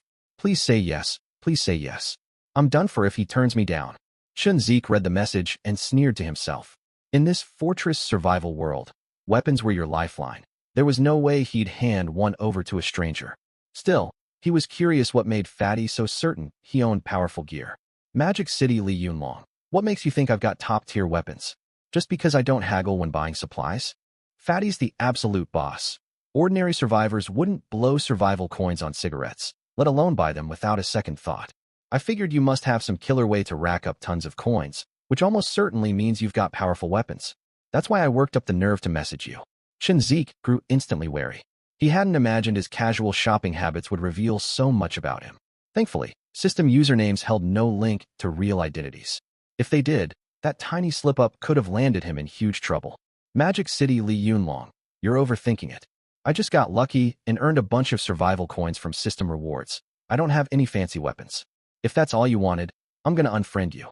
Chunze saw no point dragging out the conversation, but his message sent Fatty into a panic. Holy hell, system rewards? This Li Yunlong must have unlocked an achievement. He's definitely a top-tier player. I'm saved. Fatty trembled with excitement and fired off a rushed reply. Fatty's the Absolute Boss. Big shot. Don't delete me, please. I've got a rare treasure here. Take a look. It'll be insanely useful for you. Fatty's the Absolute Boss. Attached image. Chunze zoomed in on the picture. It looked like an animal hide. Most of the pelt was blank, with only crudely drawn stick figure houses scribbled in the center, dotted with tiny red marks scattered across them. Huh? What even is this?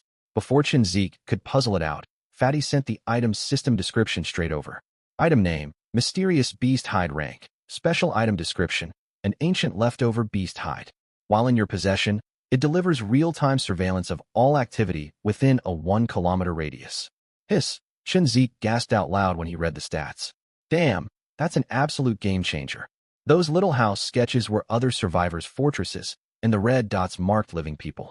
With this thing, he'd basically have an overhead god's-eye view of the entire surrounding area. Right then, another message popped up from Fatty. Fatty's the absolute boss. Big shot Li Yunlong. I got this from my innate talent skill. Truth be told, mine's an A-rank talent, but it can only be used once every 7 days. I'd never trade it away unless I was truly desperate. Fatty's the absolute boss. It only detects living creatures, but with it, no scheming survivor can sneak up on you. It's a divine artifact, no two ways about it. Magic City Li Yunlong. What do you want in exchange? Fatty's the absolute boss. Weapons, powerful melee weapons. Itachi, a Tang Dao, anything with an official system tier tag. Does this guy think I'm Doraemon with a magic pocket? Chinzik frowned and kept the conversation going. Magic City Li Yunlong. You're picking and choosing like you're ordering food off a menu. Where am I supposed to get tiered Tang Daos or Tachis? Would an F-rank fire axe from the exchange counter work? Fatty's the absolute boss. Big shot, I'll be straight with you. My shelter's a portable toilet stall. The only openings to hit zombies are 2 tiny air vents top and bottom. I can't reach anything outside that range. Fire axes are too short and clunky to use properly. I need a long blade. Chinzik burst out laughing at that explanation. Buddy, I can't tell if your luck's terrible or just weird. Though honestly, if you're ruthless enough, spawning in a toilet stall shelter might at least keep you from starving to death.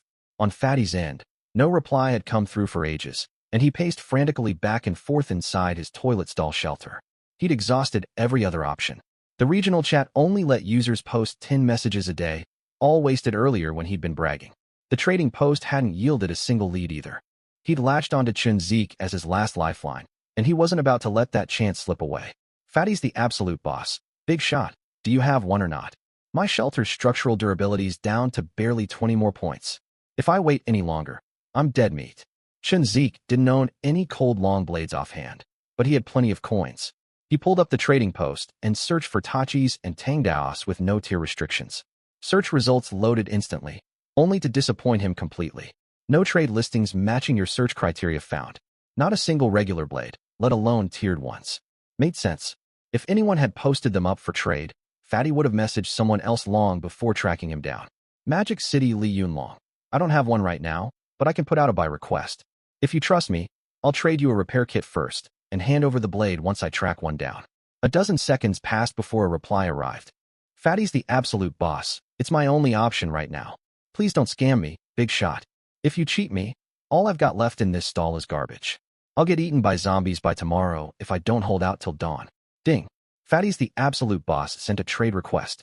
Chinzik blinked and tapped accept, stunned to see Fatty had straight up placed the mysterious beast hide into the trade slot. Whoa, you're really putting all your chips on the table. Aren't you scared I'll swindle this priceless hide for 100 survival coins? Chinzik stared at the beast hide in the trade window, genuinely shocked by Fatty's bold leap of faith. That said, he wasn't the type to take advantage of someone's desperation. He exchanged one repair kit and added a chicken drumstick plus a bottle of water to the trade slot, touched by the blind trust the other survivor had shown him. He confirmed the trade. The repair kit, drumstick and water vanished from his inventory, replaced by an aged rolled beast hide. Hell yeah, I scored the treasure. Chinzik unrolled the hide excitedly and examined it closely. The map view had shifted, centering on a simple cylindrical shape marked with a bright red 5-pointed star. That's my current position, no doubt. Chinzik walked around his watchtower, and sure enough, the red star shifted to mirror his movements. Even better, as he stepped to the tower's edge, rough sketches of nearby buildings populated the map's visible radius. Tiny red and yellow dots flickered into view one after another. Red dots for human survivors. Yellow must be zombies. Now that he understood its functions, Chinzik cherished the beast hide even more. With this radar-like artifact, his odds of surviving this death-ridden doomsday had skyrocketed. Perfect. Everything's falling my way one step at a time. Chinzik sighed in relief again. If he'd spawned anywhere but this watchtower fortress, he'd have been torn apart by zombies long ago. He never would have gotten his hands on a treasure like this. He clenched his fist, feeling as if his fate was slowly rewriting itself for the better. Now that he possessed the beast hide, he didn't forget his promise to Fatty. He immediately posted a buy listing on the trading post. Wanted, long-bladed weapons. Offering 100 survival coins for Tachis, Tang Daos, or any long melee blades. Message privately if you own tier-tagged weapons. Price negotiable. His listing sank without a trace. For a full 30 minutes, not a single reply or trade request rolled in. Most survivors are probably locked in brutal fights with zombies at this hour. Anyone lucky enough to own a blade like this won't want to part with it easily. Chun-Zik sighed and glanced toward the distant horizon. He hadn't noticed the sky lightening with pale dawn streaks, soft threads of sunlight seeping over the doomsday land trapped in endless darkness for so long. Ugh, ugh. Wave after wave of zombie howls echoed strangely against the breaking dawn. Why were these creatures suddenly going berserk? Chun-Zik furrowed his brow. What unfolded next left his jaw hanging open. The second sunlight touched the zombies. Thick white smoke billowed off their bodies, their flesh and tissue rapidly disintegrating. Within mere heartbeats, every single zombie dissolved into wispy smoke and vanished entirely.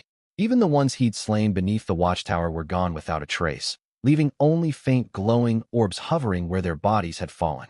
Chun-Zik swallowed hard. All his earlier smugness melted away, replaced by profound awe for this alien world. What terrifying force could erase these man-eating monsters in an instant? He instinctively patted his pocket, and his fingers closed around his yellowed, peeling Huawei smartphone. No cellular signal, of course. The clock read exactly 6 a.m. He hadn't expected this world to run on the same daily cycle as Earth. Unfolding the beast hide, he saw the dense cluster of yellow zombie dots across the map had vanished completely without warning. Just like the system voice said, hostile monsters only spawn after dark. Satisfied the immediate threat was gone, Chun-Zik resolved to step outside his watchtower. Time to collect my loot. Screech, the heavy iron gate creaked open. Chun-Zik stepped forward, planting his feet on the foreign soil of this new world for the very first time. The gate's shrill creak must have carried far. As soon as he exited the tower, he felt multiple pairs of eyes lock onto him. Chun-Zik scanned the surroundings and spotted a family of 3 staring straight at him from a nearby building. The same household he'd warned the night before. When the man caught Chun-Zik's gaze, his face softened with gratitude, and he called out, "Brother, thank you so much for last night. Without your heads up, my whole family wouldn't have survived till morning." MHM. Chun-Zik only nodded in acknowledgement of his thanks. Human nature was unpredictable, and he had no desire to grow close to this family. Who could guarantee they wouldn't turn on him when push came to shove? The man picked up on Chun-Zik's wariness and said nothing more, pulling his wife and child back inside their shelter. "Honey, why's that Chun-Zik act so cold?" the woman asked, a flicker of disappointment crossing her face. They'd reached out to thank him with ulterior motives. Chun-Zik owned a gun. If they managed to form an alliance with such a powerful survivor, their survival chances would soar. The man shook his head helplessly. "Let it go. It's obvious he wants nothing to do with us, so we'll leave him alone. Everyone's just looking out for themselves in this end times. We only need to worry about staying alive." The woman lingered at the window staring out for ages before sighing and falling silent. Chun-Zik paid no mind to the family's thoughts. All his focus rested on the glowing loot orbs scattered across the ground. Let's see what good stuff the zombies dropped. He strode over to the orb closest to his watchtower, knelt down, and touched the soft, glowing sphere. Instantly, a line of text materialized in his mind. F-rank weapon, Tang Dao item description, a well-crafted blade. If you possess even basic martial arts training, it's more than enough to slay ordinary monsters. A weapon. He pulled a weapon on his first try. Thrilled, Chun-Zik plunged his hand into the orb and wrapped his fingers firmly around the hilt. The moment his palm closed around the handle, an icy chill raced up his arm, spreading through his whole body like an electric current. He slowly drew the Tang Dao free, its blade shimmering with a faint cold glint, the edge razor-sharp. Let's test what makes this system-forged blade different from regular ones. Chun-Zik gripped the hilt with both hands and swung hard at a boulder the size of a human head beside him. Clang! A sharp metallic ring echoed, sparks flying everywhere. A deep gash sliced straight through the rock, stone shards spraying 7 or 8 meters outwards. He inspected the blade's edge. Aside from a few flecks of stone dust, there wasn't a single nick or scratch. Holy hell, this thing's incredible. Chun-Zik couldn't help exclaiming. This F-rank Tang Dao was far sharper than he'd imagined. Back on Earth, a blade of this quality would be incredibly rare, something an ordinary person like him could never get their hands on. He stroked the polished blade, growing fonder of it by the second. But the memory of his promise to Fatty pulled him back, leaving him conflicted. He hated the thought of trading away such a flawless blade. Never mind, I'll check the rest of the orbs first. Who knows? I might pull another weapon. Chunzik felt like he'd been transported back to his college years grinding online games. Touching each glowing orb felt identical to opening dungeon treasure chests, the rush of unknown possibility flooding his mind, imagining legendary god-tier weapons or rare crafting materials waiting inside. 4 orbs remained, and he looted all of them in one go. F-Rank Planting Crate Item Description. Supports cultivation of all plants below F-Rank, cutting growth cycles in half by 50%. F-Rank Long Spear Item Description. King of all melee weapons. Longer reach equals greater advantage. Forged from special metal, it deals devastating damage to monsters of the same tier. 2 more stat-bearing items dropped. The planting crate was square, roughly the size of a household oven, filled with dark, odorous soil inside. The F-Rank long spear glinted silver all over and weighed quite a bit. Chunzik struggled to lift it. Since he'd already taken a liking to the Tang Dao, he decided to trade the spear to Fatty. Over on Fatty's side, dawn had finally broken. He pressed his eye to the crack in his toilet stall door, watching the outside world nervously. Suddenly, the core of his fortress warmed slightly, a message from Magic City Li Yunlong. He opened it instantly. Magic City Li Yunlong. Buddy, I found your weapon. A trade request popped up right after the message. Fatty tapped accept in a rush, and a silver long spear materialized in his inventory. Fatty's the absolute boss. Holy crap, big shot, you actually got one for me. Magic City Li Yunlong. Didn't buy it. Dropped from a zombie. Chunzik thought Fatty was decent enough, so he didn't hide the fact that zombies could drop loot. Fatty's the absolute boss. What? Zombies can drop gear too? That's totally insane. Fatty felt as if he'd missed out on 100 million fortune. If he'd gotten this long gun sooner, he might have looted far more valuable treasures. But then he thought again. Without the powerful survivor's help, he wouldn't have survived last night, let alone slain zombies to drop gear. Fatty bowed repeatedly. Thank you, big shot. Thank you so much. With the trade finished, Chunzei's mind was free of lingering worries. As for the remaining 2 drops, they were fairly ordinary. 1 pack of emergency rations contains 5 compressed ration bars, 3 liters of drinking water, 5 cigarettes, 1 chocolate bar, 2 instant drink sachets. Item description. Don't overthink it. Just basic survival food, but enough to keep you going for several days. 7 beast traps. Item description. Place them in inconspicuous spots, and they might bring you some unexpected pleasant surprises. So even F-tier zombies can drop common grade supplies, Chunzei muttered to himself. He walked straight toward the last floating light orb, the only one glowing cyan. Hope this one doesn't disappoint me. He reached into the glow as he spoke, and item data flooded his mind instantly. E-tier water purifier. Item description. Converts regular water into E-tier purified water. Drinking 1 liter per day permanently raises all 3 core stats by 1 point. Holy hell, a top tier drop. Chunzei blurted out in excitement. A device that steadily boosts strength, agility, and constitution. Its value was every bit equal to his Type 38 rifle. Bullets would run out eventually, but permanent stat increases were an endless, lifelong gain. Ha! Overjoyed, Chunzei clutched the purifier and turned to head back to his blockhouse, eager to test this precious item right away. Just then, a familiar female voice called out from behind him. Mr. Chun, wait a moment. Chunzei spun around to see Wang Yalan. She looked utterly worn out and disheveled. Her once delicate face was etched with exhaustion, her hair matted and loose over her shoulders, and her dress stained black with zombie blood, its original color completely unrecognizable. She'd fought zombies nonstop all night, and only now had dragged her exhausted body outside upon hearing Chunzei's voice. Noticing his lingering gaze, she hastily wiped grime off her cheeks with her arm and spoke again. Mr. Chun, thank you for saving me last night. No need to thank me. We had a deal beforehand, fish. Chunzei waved her off casually, ready to leave. His whole mind was fixed on the purifier. He had no spare time to chat with Wang Yalan. Seeing him about to walk away, Wang Yalan panicked instantly. Her heart raced, and she unconsciously jogged a few steps forward. Her lips parted to speak, yet an invisible force froze her mid-motion as if trapped by a binding spell. She stood rigid, not daring to shift an inch. The reason was plain to see. Chunzei had firmly raised his Type 38 rifle, its muzzle like a bottomless black void pointed cold and straight at her. Chunzei said nothing, only stared at her coldly, waiting for her explanation. And Mr. Chun, I mean no harm. I just wanted to send you a friend request. A friend request? Chun-Zhe saw right through her ploy. She wanted to keep relying on his protection. But things were different now. He owned survival coins and could buy food freely from the trade market. There was no need to waste precious ammunition trading for meals anymore. Give me one reason I shouldn't turn you down.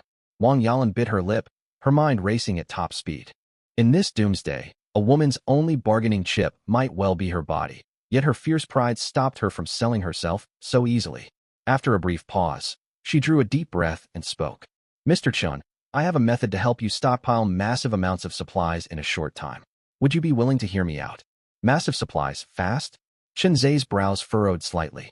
Could this woman have obtained some overpowered treasure? Or was her shelter's talent a high tier? That didn't add up. She'd nearly died yesterday. Unable to figure it out, he asked directly, Speak. What's this method? Relieved when Chun-Ze slowly lowered the rifle, Wang Yalan stepped a little closer and lowered her voice to a tone only the two of them could hear. Mr. Chun, have you ever thought about the abandoned shelters that got breached? Their walls and doors are wrecked, but all the supplies inside are still there. Her words struck him like a lightning bolt of realization.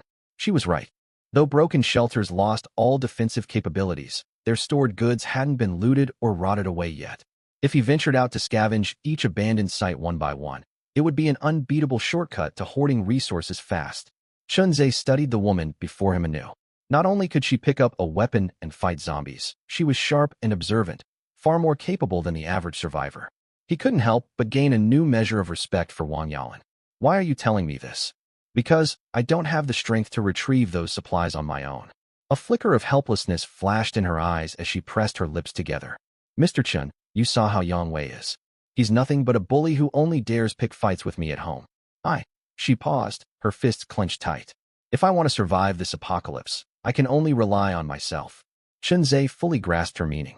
She couldn't count on her useless husband, so she'd set her sights on him instead. He let out a quiet scoff and looked her over from head to toe again. Wang Yalan was haggard, covered in scrapes and zombie gore from fighting all night, yet her natural beauty still shone through. She was tall and graceful, her fine facial features striking even smudged with dirt. Chun-Ze swallowed hard and coughed to mask his awkwardness. Cut to the chase. What exactly do you want from me? Wang Yalan had felt his intense, predatory stare just now. She glanced at the towering blockhouse behind him and was about to reply when Chun-Ze cut her off. Don't get any ideas about moving into my blockhouse. The words died on her tongue, yet she wasn't surprised. From how Chun-Ze had shot Gui Changzheng and his gang in broad daylight, she knew he was extremely cautious.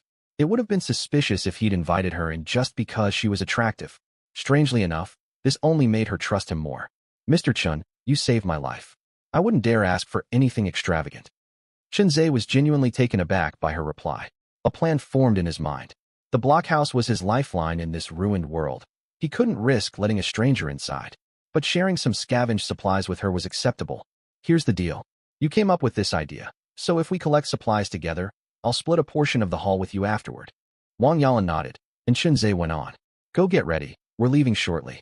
Scavenging outside required preparation, and he couldn't rest easy until he stowed his precious E-tier purifier safely inside the blockhouse. He slammed the iron gate shut with a clang and climbed straight to the third floor. The purifier resembled a household water dispenser, with water storage tanks top and bottom and multicolored filter layers sandwiched in the middle. This looks no different from a regular earth filter. Can it really boost my stats? Chun-Ze muttered, pouring all 3 liters of emergency ration water into the machine. A soft low hum rumbled from the purifier, and the multicolored filters slowly spun, emitting a faint glow. Chun-Ze stared unblinkingly, afraid to miss a single crucial detail. About a minute later, drip, drip, water finally trickled from the spout, clear droplets falling one after another to pool in the container beneath, ringing out crisply. Chun-Ze lifted the vessel to examine it. The water was crystal clear, and when he brought it close to his nose, he swore he caught a faint, delicate floral scent, though that might have just been his imagination. Let's test what this stuff does. Chun-Ze tilted the container back and drank every drop in one gulp.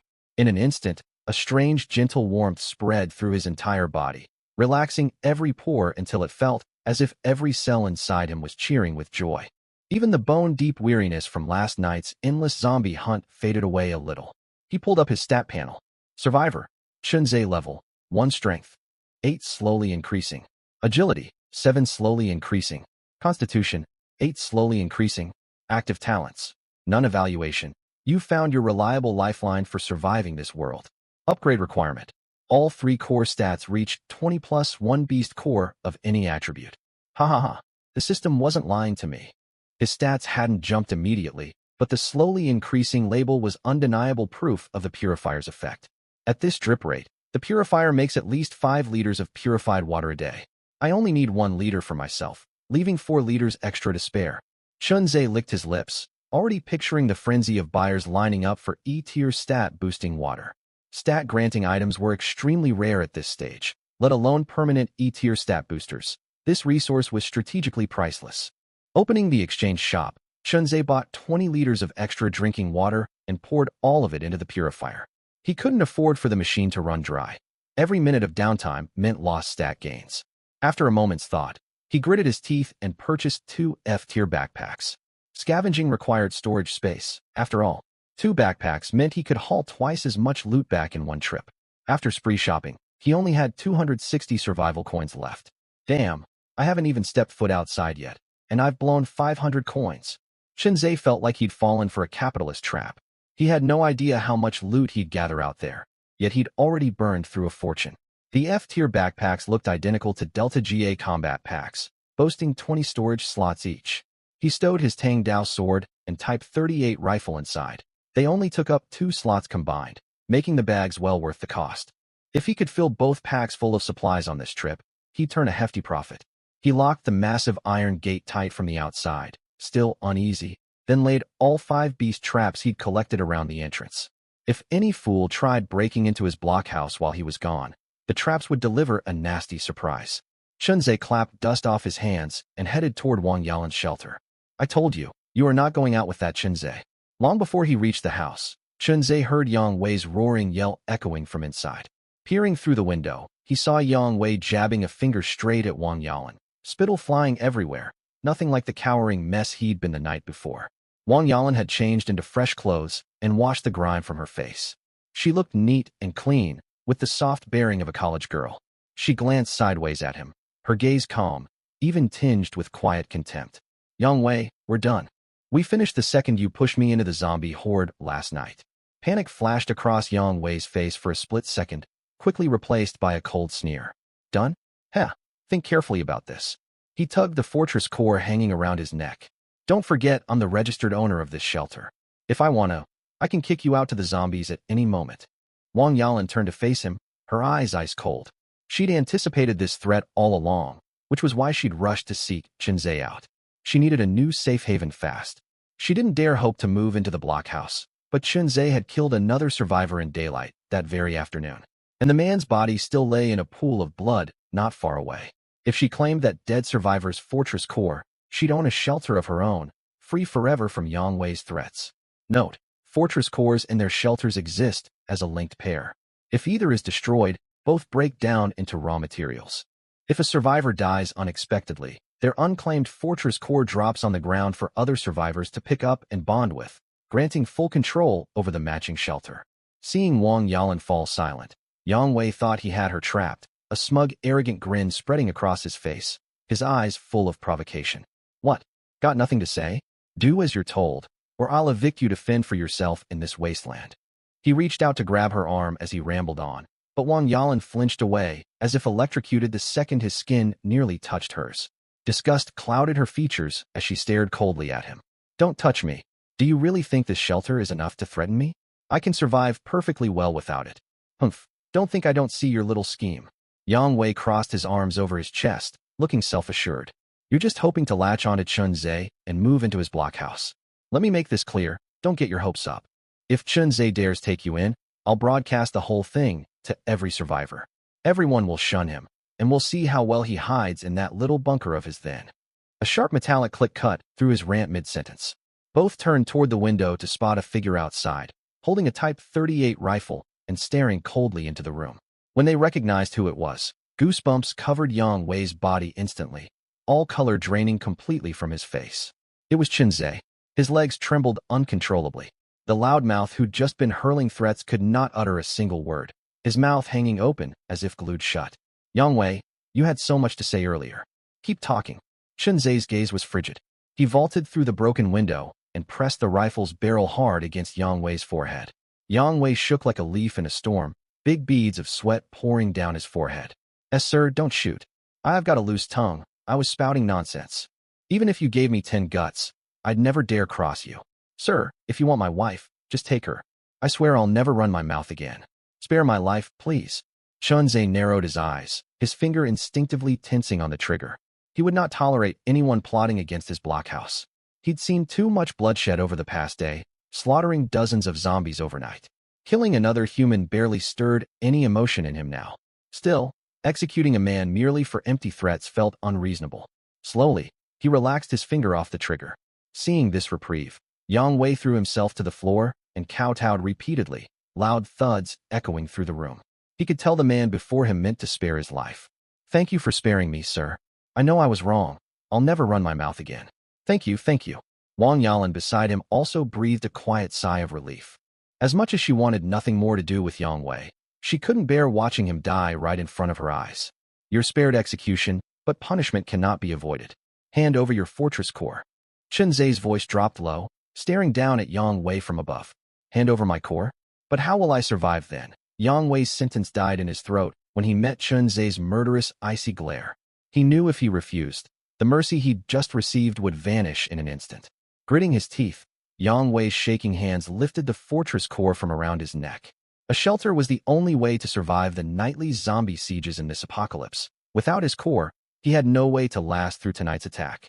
Yet if he refused to hand it over, this cold-blooded killer would slay him without hesitation. Here, take it. Fear overpowered all rational thought, and he held the cold core out to Chunze. Despair etched deep in his eyes. Chunze took it. The artifact felt icy against his palm, its data flooding straight into his mind. Talent tier, E-tier effect, reduces all incoming monster damage by 5 when struck. A talent of this low grade was not worth absorbing. His own innate talent was SSS tier, so he only planned to consume talents ranked S or higher in the future. With a mere thought, Chunze expelled Yang Wei from the house. One moment Yang Wei was inside, and the next his vision blurred, depositing him outside the threshold. Not daring to linger, he didn't spare Chunze or Wang Yalan a single glance, scrambling away toward the distance in a complete fluster. Terrified Chunze might change his mind and chase him down to kill him. I've no use for this thing. It's yours. Chunze tossed it casually. The translucent fortress heart arced through the air and landed neatly in Wang Yalan's palms. She caught it instinctively, staring at the faintly glowing gem in her hands, her eyes brimming with gratitude. Only moments earlier, Yang Wei had threatened to cast her out to be eaten by zombies. Everything was different now. This shelter belonged entirely to her, even though it had been her home all along. Mr. Chun, you've done so much for me. I don't know how I can ever repay you. When a woman spoke words like these, they were easy to misinterpret, and Chunze was no exception. His heart stirred, restlessness flaring inside him. Now that my company folded, it's been years since I've been with a woman. Maybe I ought to take this married woman for myself. An old saying held true. Comfort stirs carnal desire. Back on Earth, Chunze had hounded by debt collectors, scrambling endlessly to scrape by with no bandwidth for such thoughts. But trapped in this apocalypse, his mind wandered to such temptations. Chunze's unwavering intense gaze made Wang Yalan uneasy. She ducked her head on impulse to hide her blushing cheeks. Silence stretched on, and her anxiety mounted. She stole quick glances at him, trying to read what lay behind his expression. What if he asks for something improper? Should I agree? Would that make me look cheap? But this is the end of the world. Why overthink it? He saved my life twice. What else do I have to give him in return? A war raged in her mind, and she'd already resolved she might yield if he made an inappropriate advance. Let's head out. Chunze spoke abruptly, catching Wang Yalan completely off guard. Yes, of course. She replied flustered, crimson still staining her cheeks, relieved he hadn't made the unsavory request she'd feared. A faint twinge of regret lingered only within her own heart. When they stepped outside, Yang Wei was long gone. The corpse Chunze had shot lay sprawled by the roadside, swarmed by buzzing insects. Mr. Chun, that man must have had a fortress heart too. Wang Yalan reminded him. Chunze blinked, then realized she was right. Right, I'd completely forgotten about him. He strode forward, tugged open the dead man's shirt, revealing another translucent crystal nestled against his chest. He wrenched the gem free, and information about its talent flooded straight into his mind. Talent rank, S Tycoon's armor. Your fortress gains extra maximum durability for every point of damage it absorbs. Every 100 damage taken raises max durability by 20 points. Holy hell! Chunze swore under his breath. This talent was ridiculously powerful, a top-tier growth ability. His fortress could grow endlessly so long as he had enough survival coins. He wouldn't even need to kill zombies. He could just let the structure take hits to boost its durability cap indefinitely. He'd never imagined some random thug he'd shot dead would possess an S-rank elite talent. What's wrong, Mr. Chen? Wang Yalan jumped at his exclamation, fearing something terrible had happened. Chunze struggled to contain his excitement, yet dared not reveal too much about his own abilities, so he kept his reply brief. Nothing serious. I'm just surprised how good this man's talent turned out to be.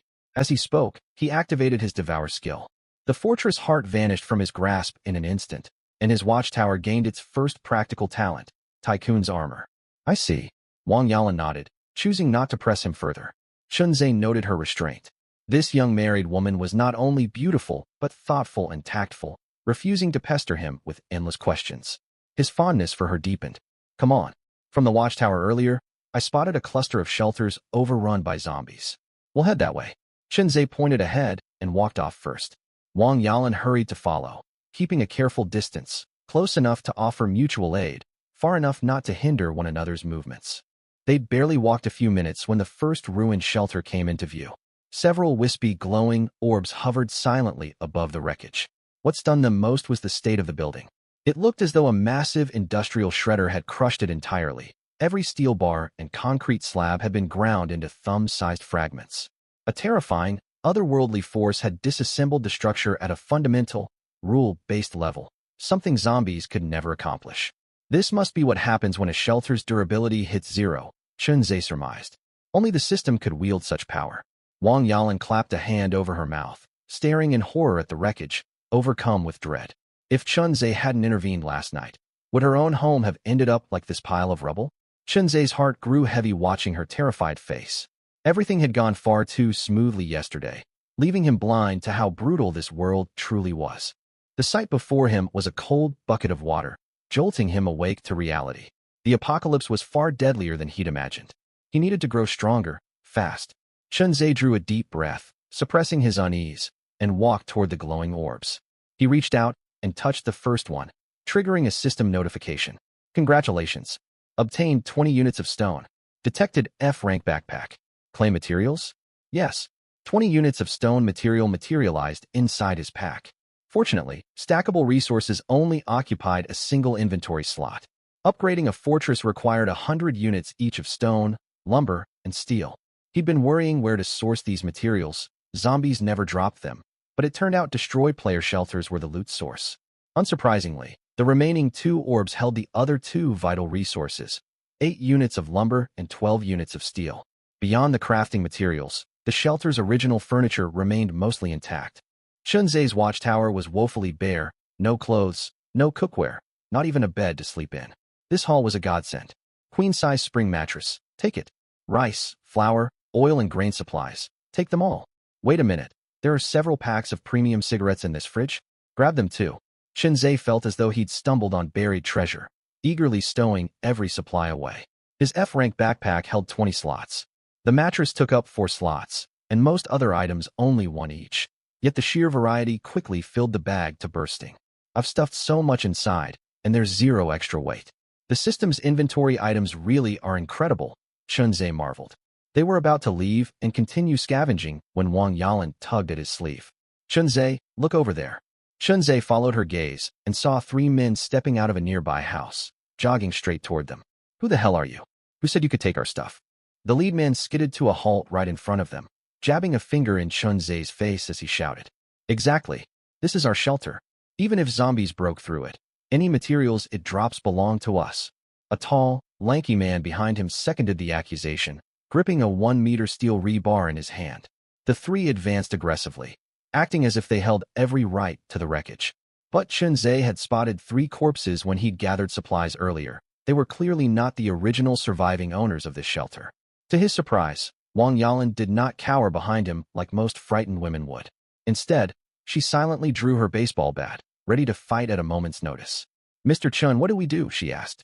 Chunze patted her back gently to calm her. then fixed a cold smirk on the three strangers. This shelter's yours? Then who were the three dead bodies we found inside? Caught in their lie, the men showed no shame. Their expressions turned vicious instead. The burly ringleader gripped a glinting kitchen cleaver, licking his lips. I say this place is ours, so it's ours. This is the apocalypse. Hand over all the loot you grabbed, or I'll chop you to mincemeat, got it? As he finished speaking, another man behind him chimed in. Brother Lei, why waste words? This kid's unarmed, no weapon at all. Kill him, and all his supplies are ours. See that backpack he's wearing? I saw one at the exchange stall. It's F-rank, costs 200 survival coins, worth more than a full night of zombie slaying. Chunze finally understood why the three acted so bold. They'd seen his empty hands and assumed he carried no weapons. Fools, they had no idea his Type 38 rifle and F-rank Tang Dao were both tucked safely in his backpack, ready to be drawn at any time. A cold smile tugged at Chunze's lips. So you three aren't planning to let me walk away today? Idiot, you're scared now, huh? Ha. Leave the bag and the woman, then get lost. The lanky man missed the sarcasm in Chunze's tone entirely, mistaking it for cowardice. He marched forward swinging his steel rebar, utterly dismissive of Chunze. He reached out to snatch Wang Yalan's backpack, and that was when Chunze struck. A cold Type 38 rifle materialized in his hands out of nowhere, its dark barrel like an endless abyss aimed straight at the lanky man. The lanky man froze instantly, his outstretched hand suspended mid-air. His smug grin froze solid, replaced by sheer, unbridled terror. His eyes bulged, locked onto the gun muzzle, waiting for a fatal bullet to tear out at any second. How do you have a gun? His voice shook, legs trembling uncontrollably. It was no wonder he panicked. Firearms were heavily restricted in Manhwa. Ordinary civilians could never possess one. He'd never imagined this young man would pull out a real functional rifle. Now you're scared?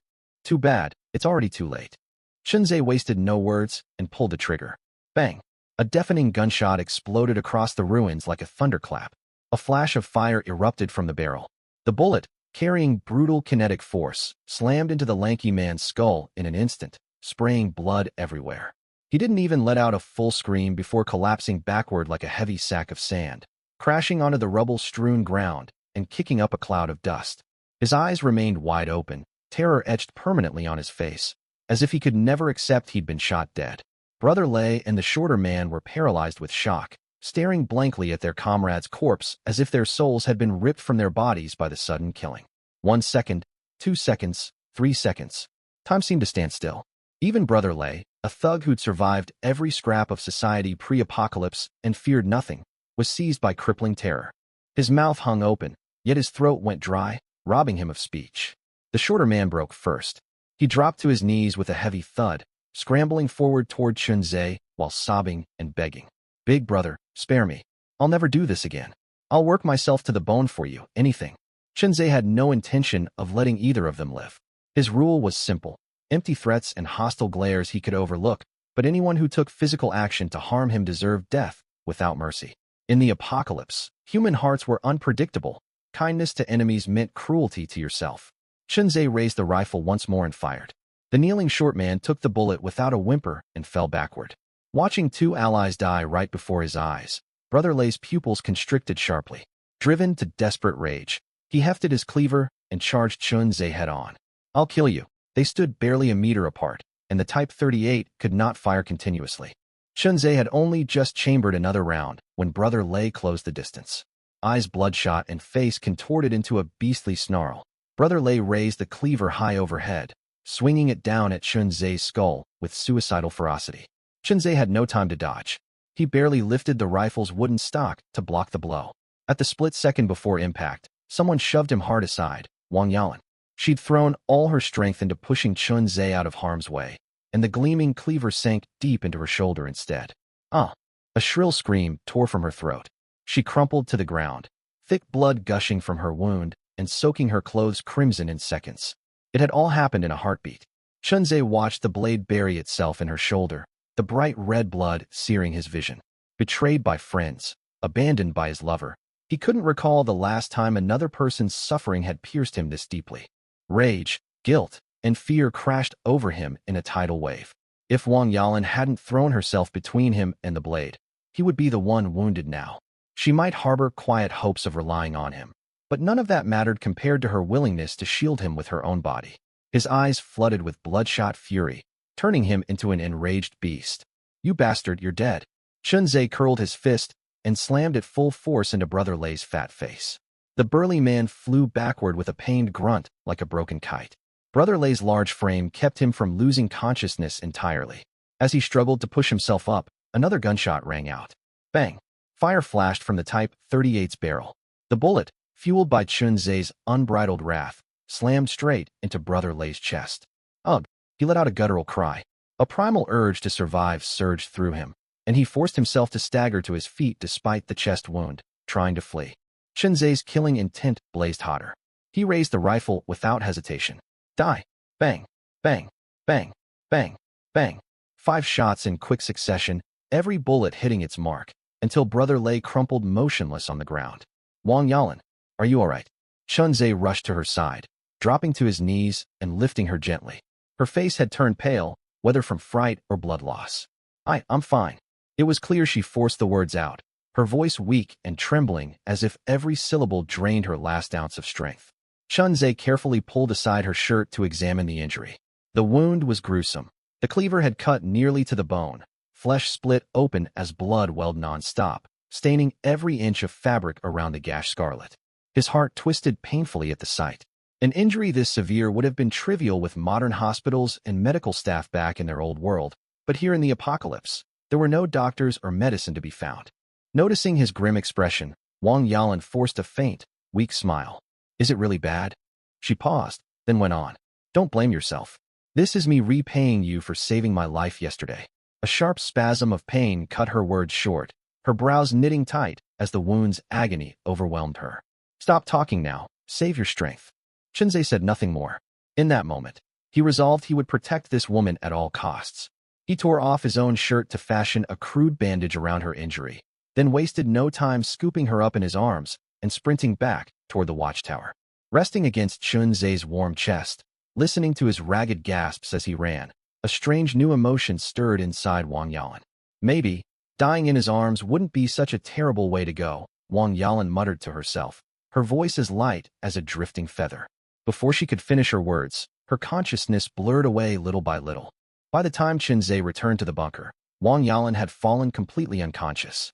Blood still oozed from the wound on her shoulder. The crimson liquid steadily seeped through the bandage cloth and stained Chunze's chest red. "What do I do? What do I do? This wound is far too deep. It needs stitches, or the bleeding will never stop." Chunze paced frantically back and forth inside the bunker. He had weapons, ammunition, food, and drink in abundance, yet he didn't have a single bit of medical supplies.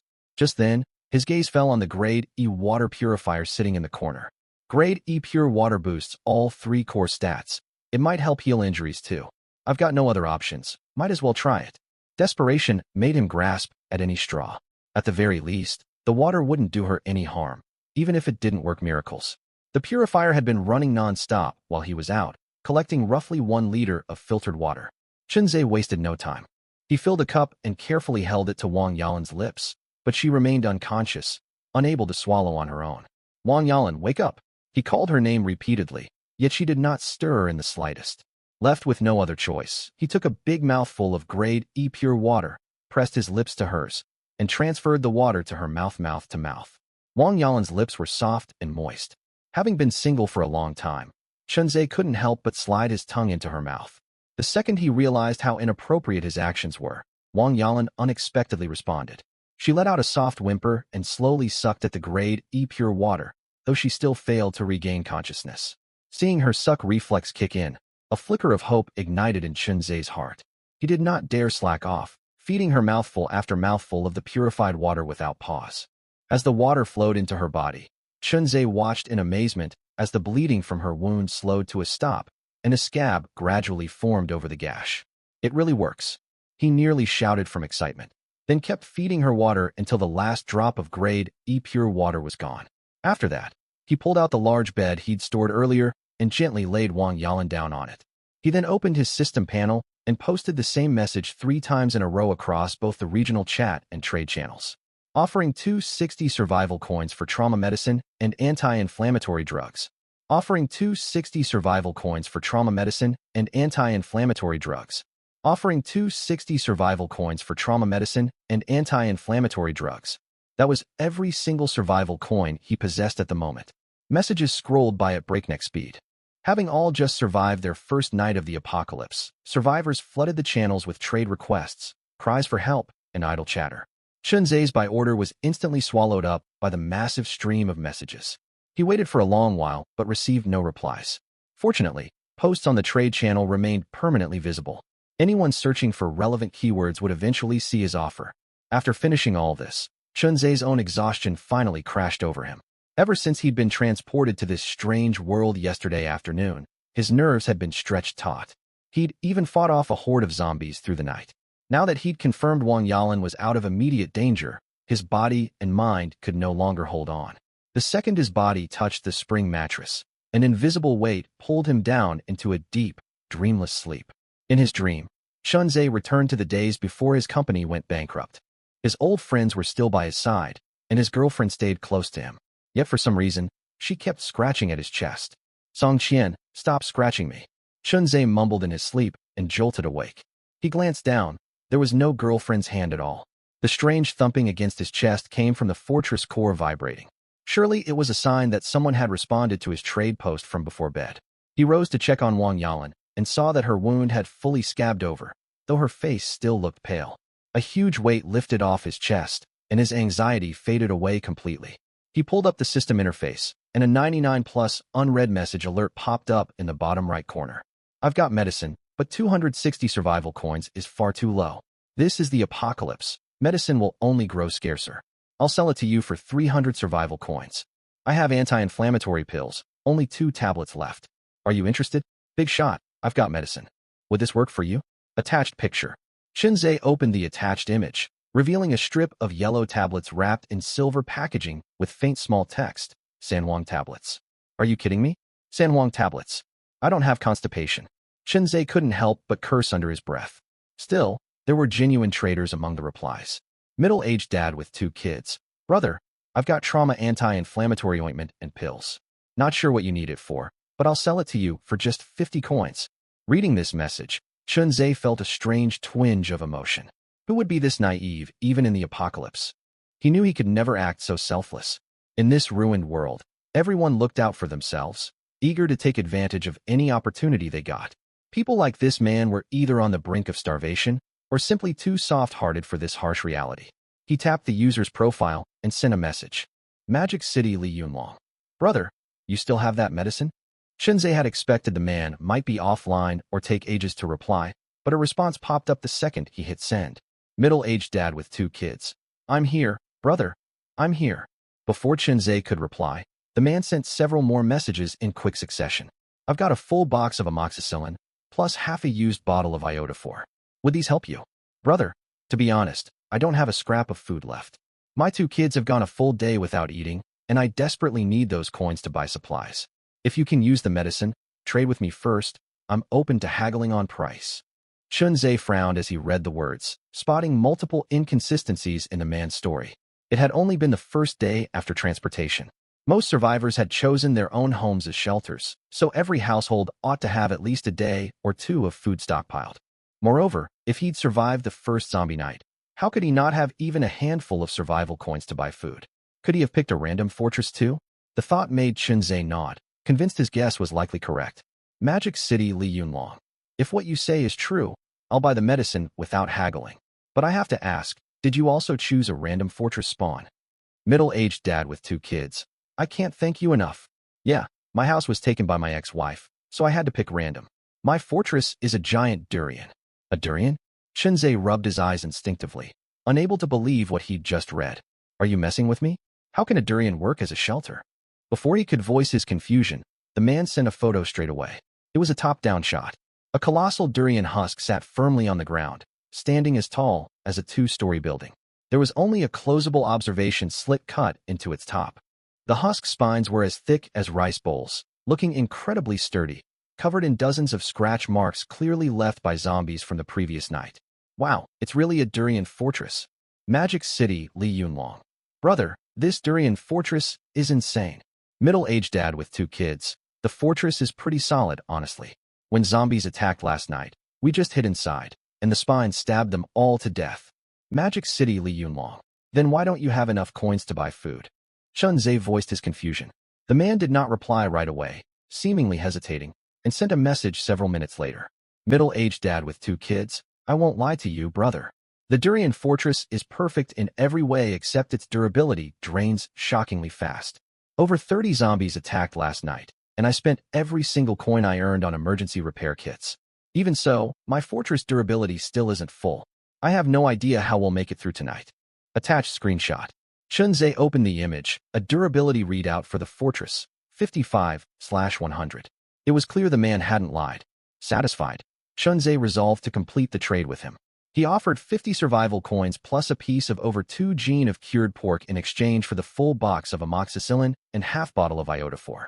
He hadn't added the extra cured pork out of blind kindness. The man had shared plenty of valuable information with him.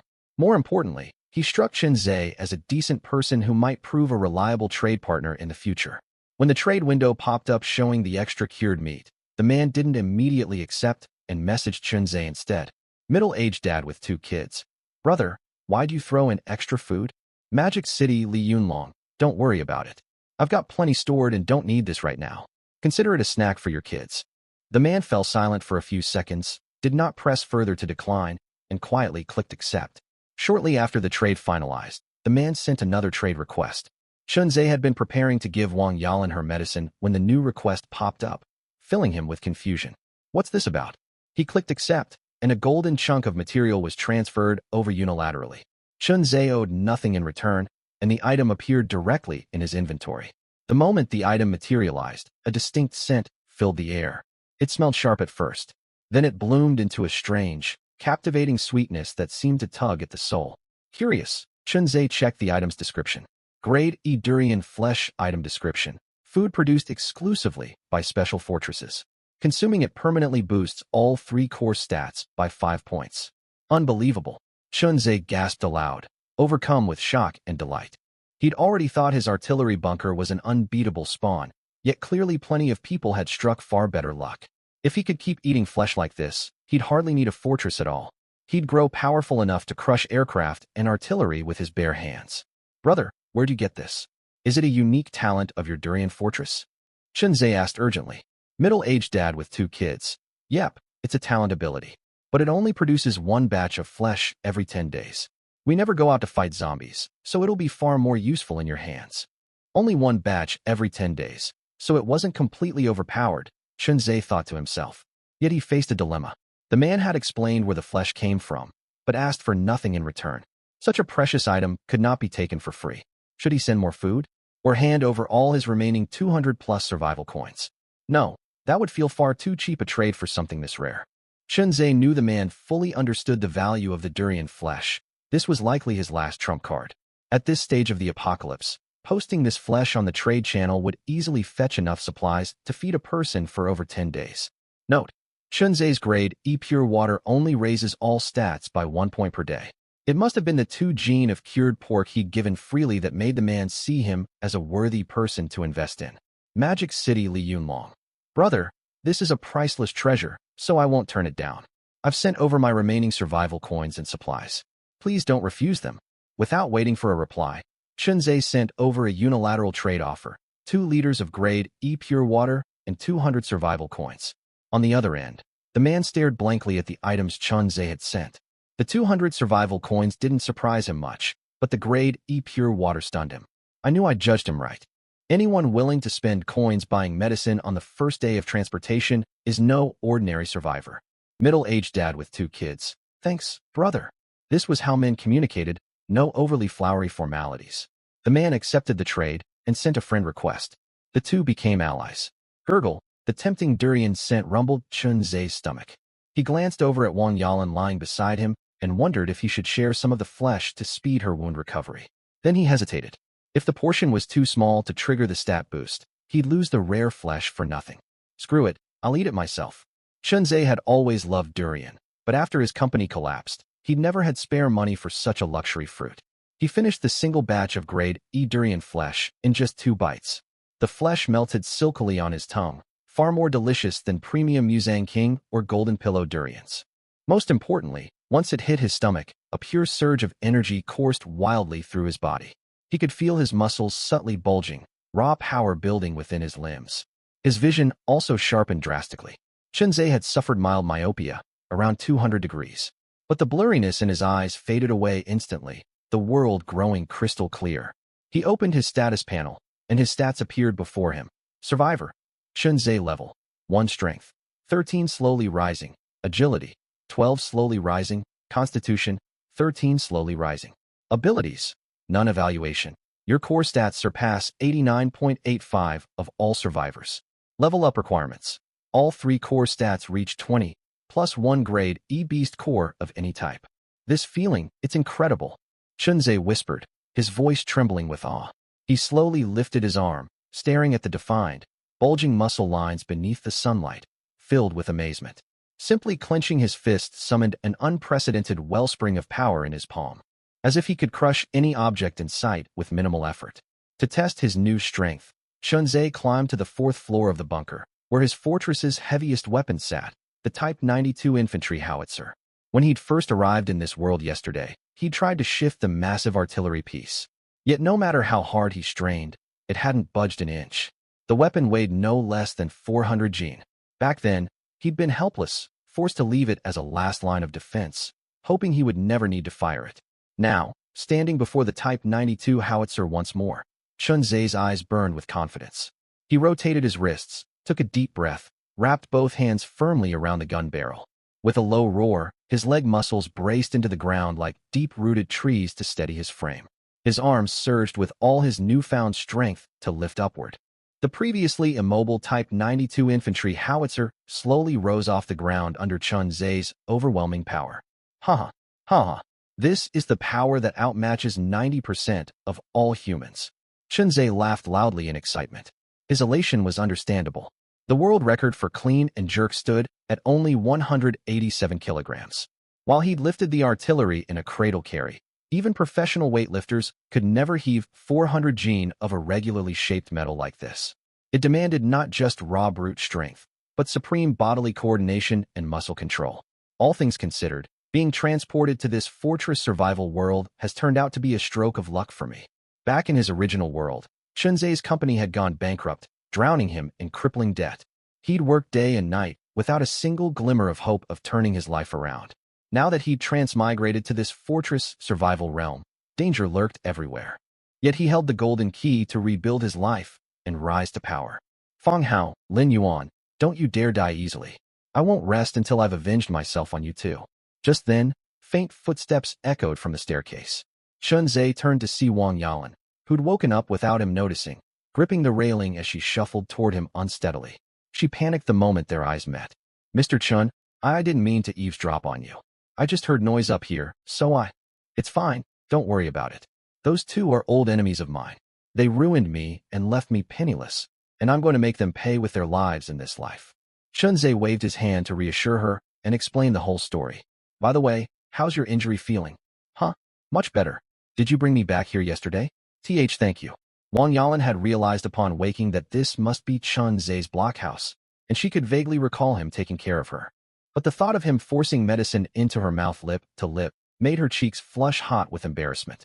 She turned her head away instinctively, unable to meet his gaze, the ambiguous memory replaying endlessly in her mind. Chunzhe had no such thoughts running through his head.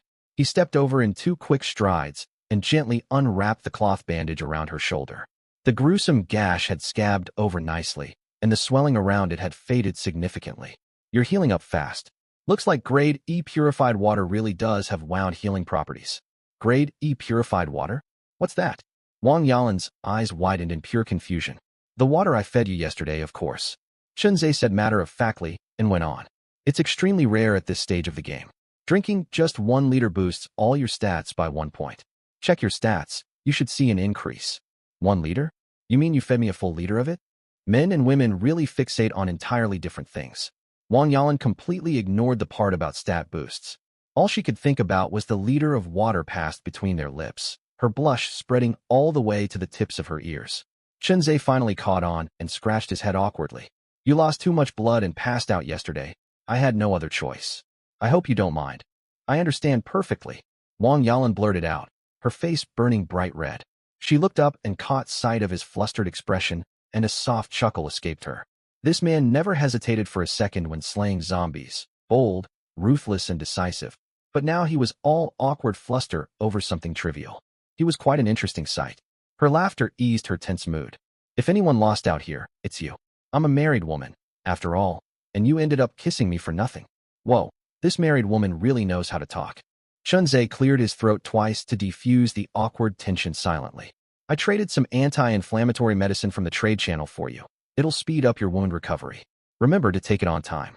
As he spoke, he handed her a box of amoxicillin. Wang Yalan stared at the medicine in shock. She had no idea how many survival coins Chunze had spent to get it, but medicinal supplies were incredibly precious in this alien world. She couldn't help comparing Chunze to Yang Wei.